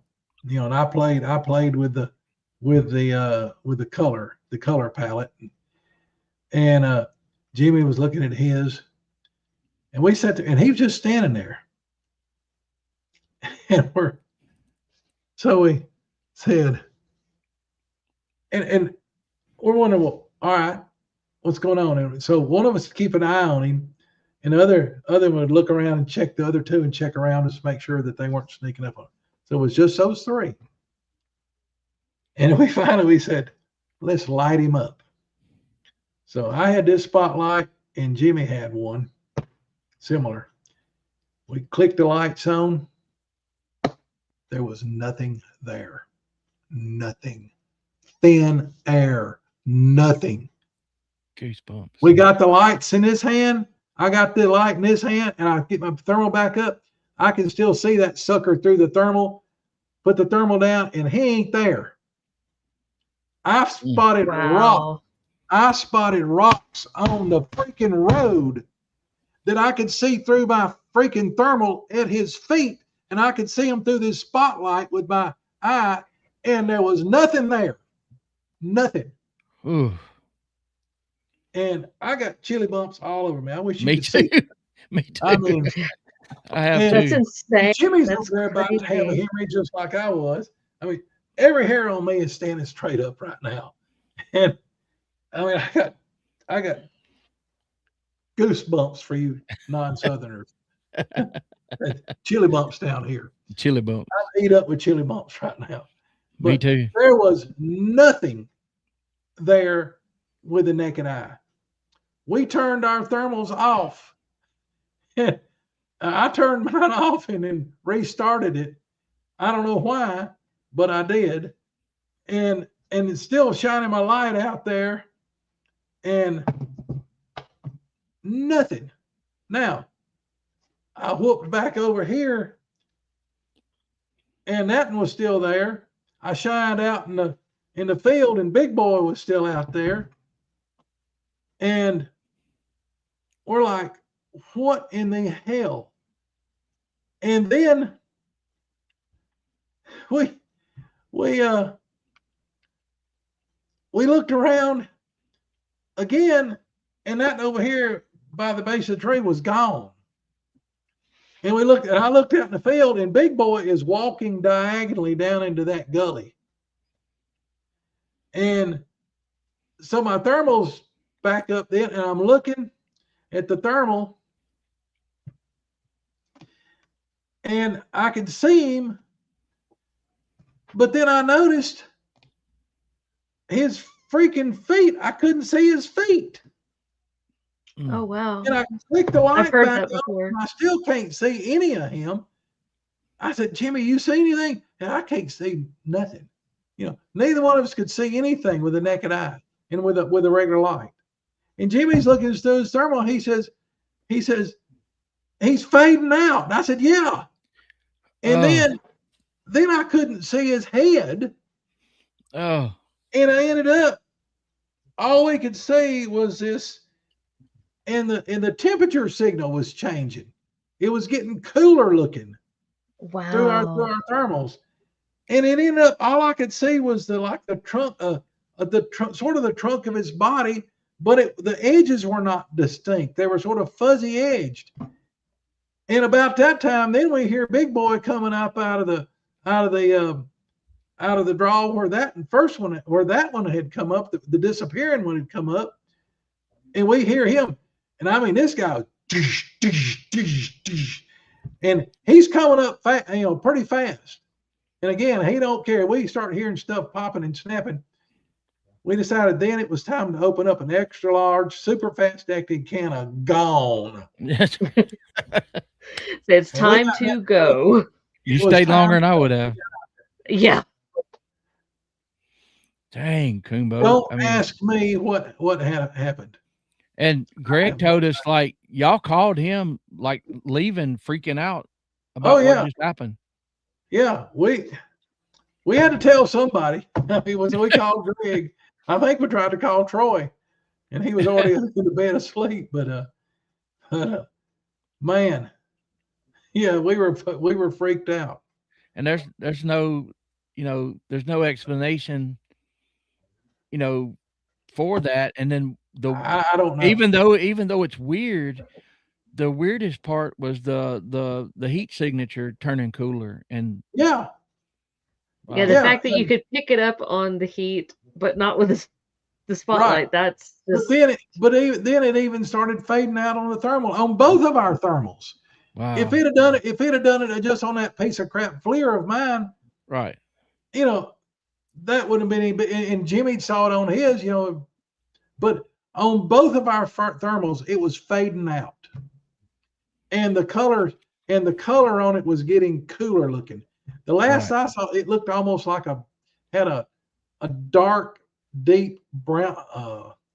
It was a brownish color with just a little bit of tinge of orange or something to it. Just very, very, very faint tinge of orange. It was, and the edges were fuzzy. They were not distinct. It was like, but they were at first. Yeah. Oh yeah. First, all the detail. Distinct, yeah. Very, very, very distinct edges. Yeah. Oh yeah. You can see it really good. Have you talked to anybody since then that might have a idea what that could have been? I mean, no, unfortunately, we haven't. Wow. That is, I know that David at the museum, sorry, didn't mean to cut you off.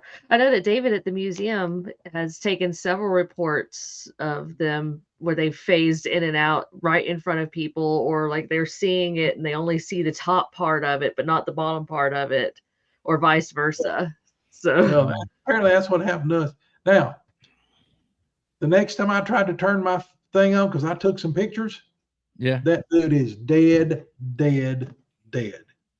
I can't get anything out of it. Never worked again.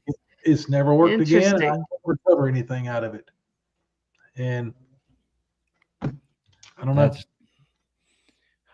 And if I'd have heard this story 10 years ago, I would have kind of thought it was a little weird, but things we've seen and had happened to us since 2020, I don't know what's going on, but something weird's going on. Well, let me tell you, this happened just here a couple of years ago. If somebody had come to me telling me that story, I'd have been thinking, I'd listen to them. Yeah. But my BS alarm would be pegged out, Right. Yeah. Hey, y'all. I would have written it off and as complete, fabrication. But that's why we need to share the stories. I appreciate you doing that, because somebody in chat might have a similar story and want to share it. Yeah. I'd like to know if there's somebody out there that has some kind of an explanation for this, or some kind of a good idea or hypothesis. I want to hear it, because I'm at a loss. I mean, I'm not a interdimensional type person, but stuff like that. I mean, I know I did an investigation. I spent a couple of days down there and near outside of Sunflower, Mississippi, back in the late 90s, early 2000s. And I talked to a man who had lived on that plantation since back in the 30s. And he took me to this one field down next to a little river. And where he talked about that they would open up, they would come and go out of these columns of shimmering, look like heat waves, shimmering light or shimmering heat waves. And he had stories starting back in the 1930s all the way up to present time of them doing that. And I talked to some other folks that had worked there and had seen it. And while I was there, they had in that field, they had soybeans in it, and that was a square 40-acre field. And they had soybeans in it then, and it was summertime, and the beans were up probably close to crotch high or almost waist high, and probably about crotch high at that time. And I'd been there for a while, and there were a lot of, if you looked out across that field, there were a lot of, there was a mirage out over that field because from the sun and from the heat and, the shimmering and stuff like that. And all of a sudden I just looked around and there was a booger out there and walking across the field towards the little river or creek or whatever it was on the west side. And it was I don't know how it got there. I tried to tell me, well, it was just laying down out there in the sun itself in the beans. Right. And, heard us up here talking and decided to leave. That's what I convinced myself of, that it was there the whole time, just laying down out in the field. Because I found places back here on the back of the farm several times in other places where they lay out in sun. And I've jumped them up on power lines and stuff like that. You remember the story I told you and everybody else about the daylight thing that happened 15, 20 yards away, nothing in between me and this thing, and it was mouth popping, and I was looking 10 foot up, and I couldn't see this thing. It was very big, whatever it was, and my dog was hugging the ground. So I still don't know to this day, and I was filming with my camera. And if you turn a camera off, it just cuts off. Well, about 15 seconds before this started, I come around and my video blurs and it stops. So I don't know what was going on with that. And I thought I had it on video. I thought I was still filming, and it stopped about 15 seconds before. So I don't know what's going on with these things. And I think I talked to you about it, and you was talking about the resonance and the sinus cavity and the tongue pop and everything. And that's what it was. Y'all, I don't have any answers. If y'all do, Anytime you have an answer, you just have 20 more questions to go with it. Yeah. Oh yeah. If you're doing this seriously, everything you learn and everything you think then that just opens up, a dozen, 20 more things that you don't know. And, the more you know what you don't know. Well, here's a good lesson in this, y'all. They had two thermals. If Coonbo just had his, he thought all this thing's right. Yeah. You would have probably said, "Oh, this thing's defective." But the fact that neither one, y'all always saying the same thing. Right. That's impressive. But so y'all carry more than one when you go. Yeah. Yep.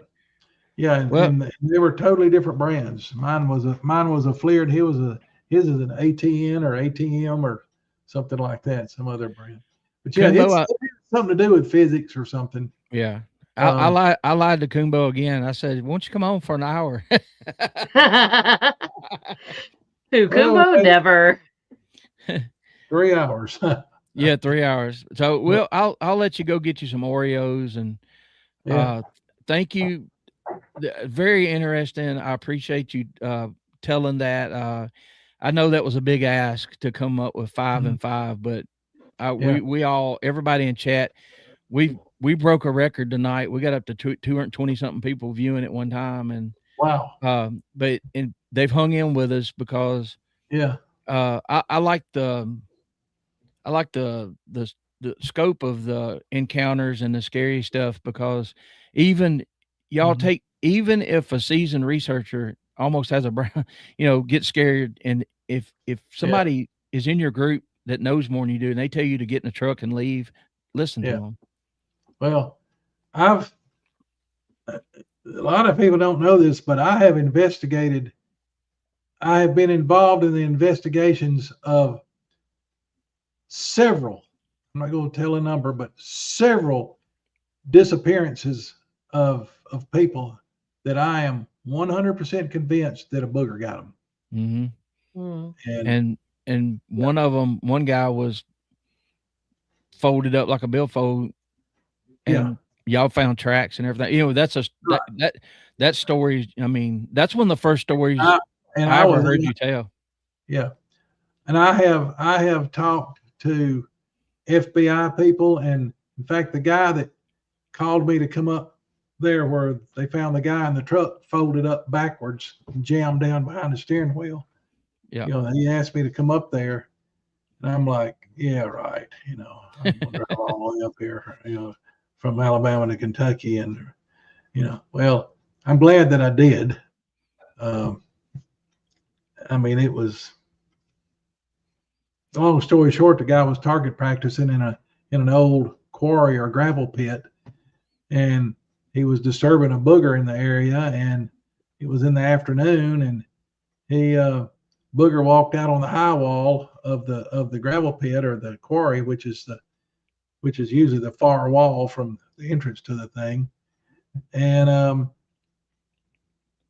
the guy shot him with a 300 Weatherby Magnum, and he went down, and it didn't kill him because they left a big bunch of just blood all over the place. I couldn't believe how much blood was on the ground up there.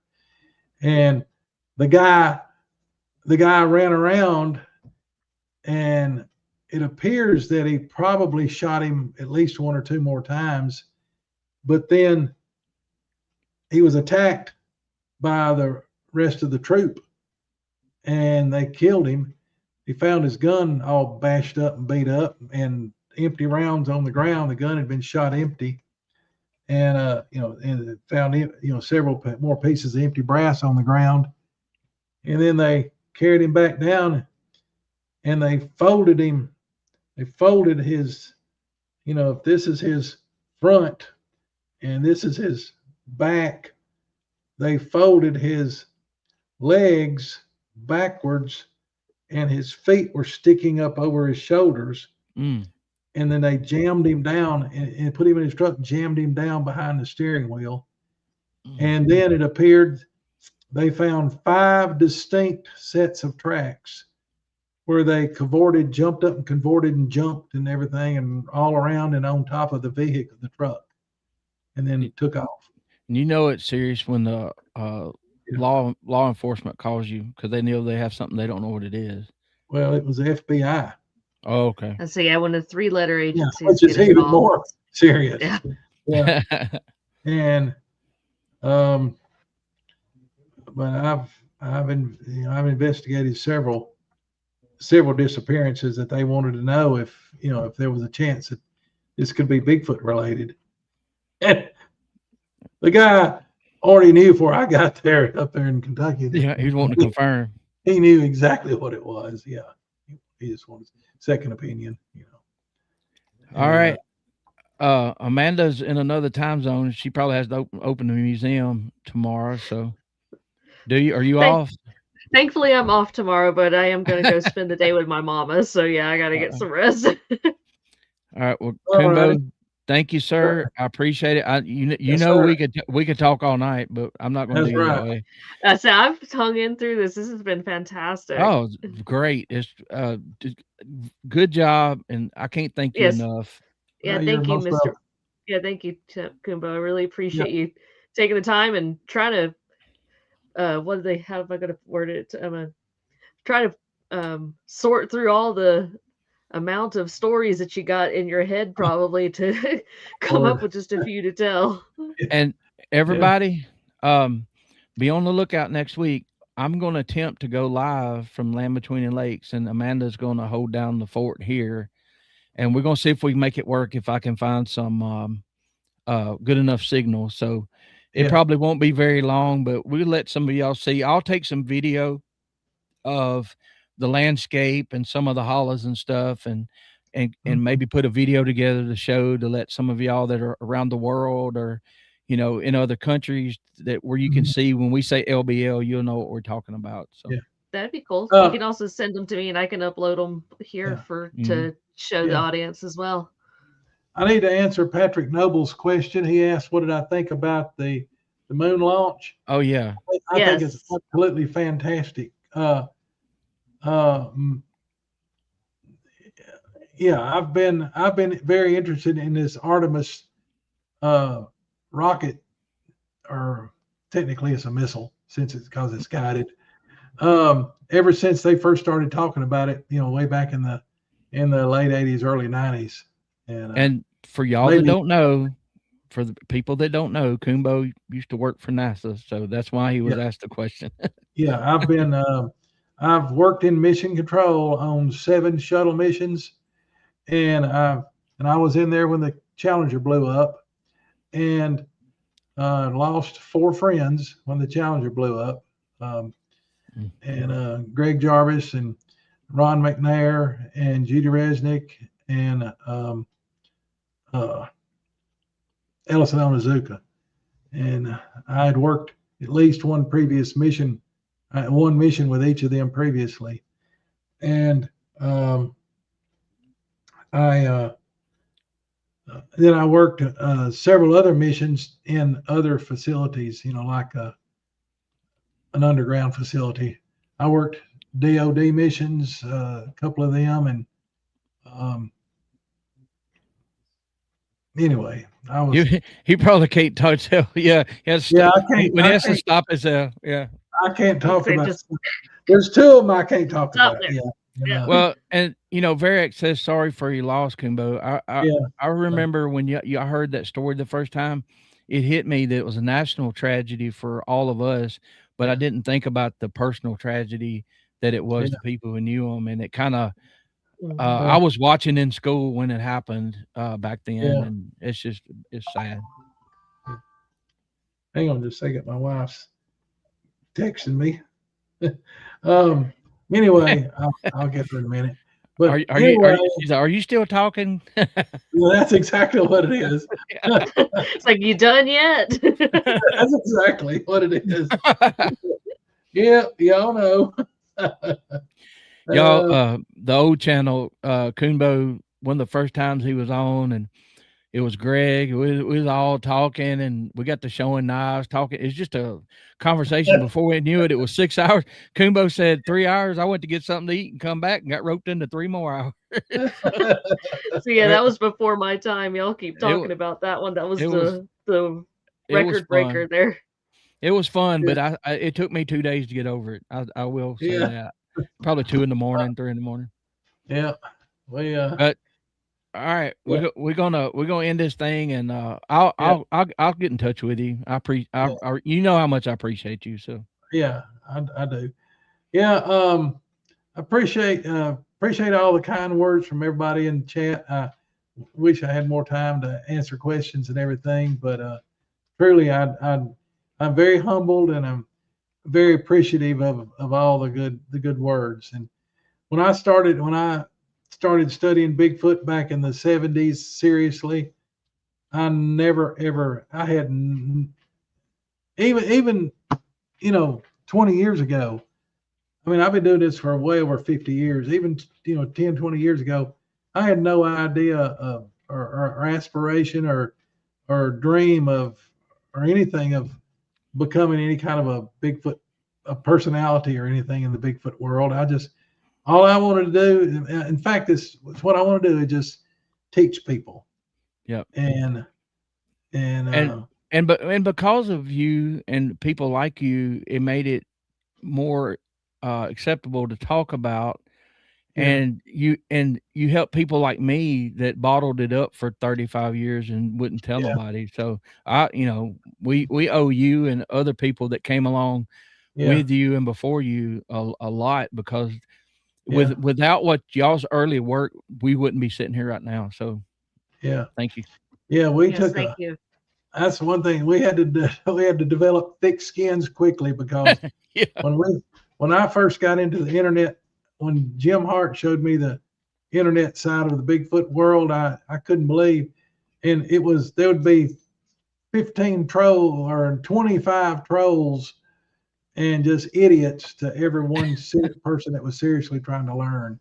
Well, we've got this thing now, Coonbo, that I can nuke people from right here, sitting here. So if we weed them out pretty quick, and our moderators do, so we don't put up with that stuff. Yeah, that's one of the nice things about this nowadays. You can do that. Yeah, we just had to. We would get on there, and we'd have all these trolls in there that were just bombing us continuously and calling us everything in the world and accusing us of all kind of just crazy stuff, and we just have to ignore them and go on. And you could pick out the people that you were interested in talking to, and you'd private message them on these forums and stuff like that. And well, I mean, is that how you and MK Davis met originally? Yeah. Okay. Yeah, we met in MK Davis and I met in the old Pal Talk chat, one of the old Pal Talk Bigfoot chat rooms. Yeah. And he actually rode his motorcycle over and camped out in my yard one time. And yeah, we went out and took him down to AP Road. That's another good scare story I could have told. But, well, so we had you on the first show and the 35th show. We might holler at you around 70 if you want to. All right. But all right, y'all. All right, we'll see you. Good night, everybody. Good night, everybody. Yeah, we're gonna get on out of here. At Southern Goodbye lasted an hour. So we're actually gonna say goodbye this time for real. I love it. I love it. Bye.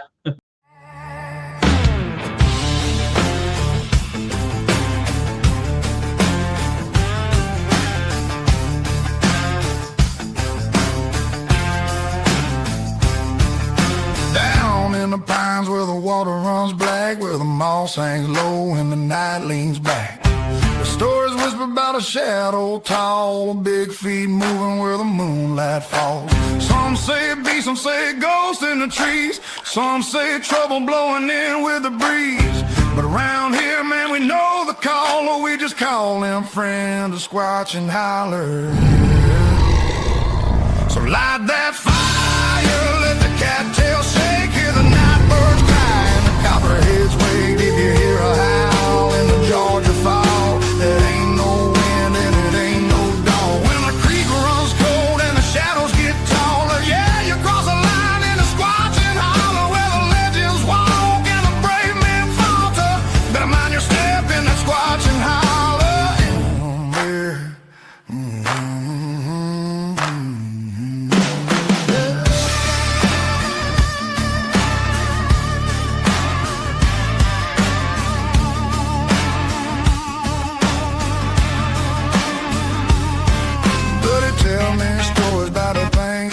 Stood 10 foot high with a timber jaw, red eyes burning like a summer cold, a left track's big enough to swallow your soul. But the old folks laugh, say don't you fear, critters been living here for hundreds of years. Treat them with respect when the moon gets smaller, and they'll let you live in Squatchin' Holler.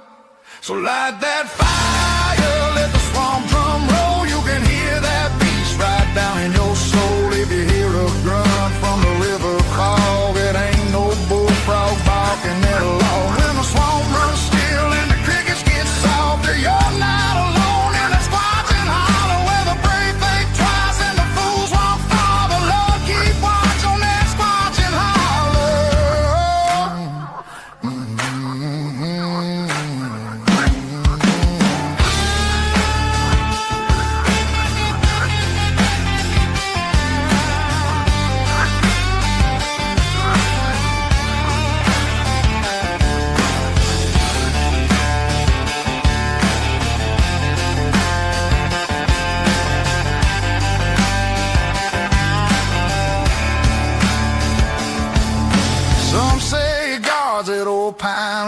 bridge. Some say he walks from bridge to bridge. But one thing's sure, when the night comes down, something big still calls this ground. So bank that fire, let the night get deep, let the willows whisper while the kudzu creeps. If you catch a glimpse through the midnight holler, just nod your head, don't scream and holler. 'Cause the wild runs free and the legends get taller. Out where he roams in Squatchin Holler, we ain't scared, but we sure stay cautious down in the dark of that Squatchin Holler.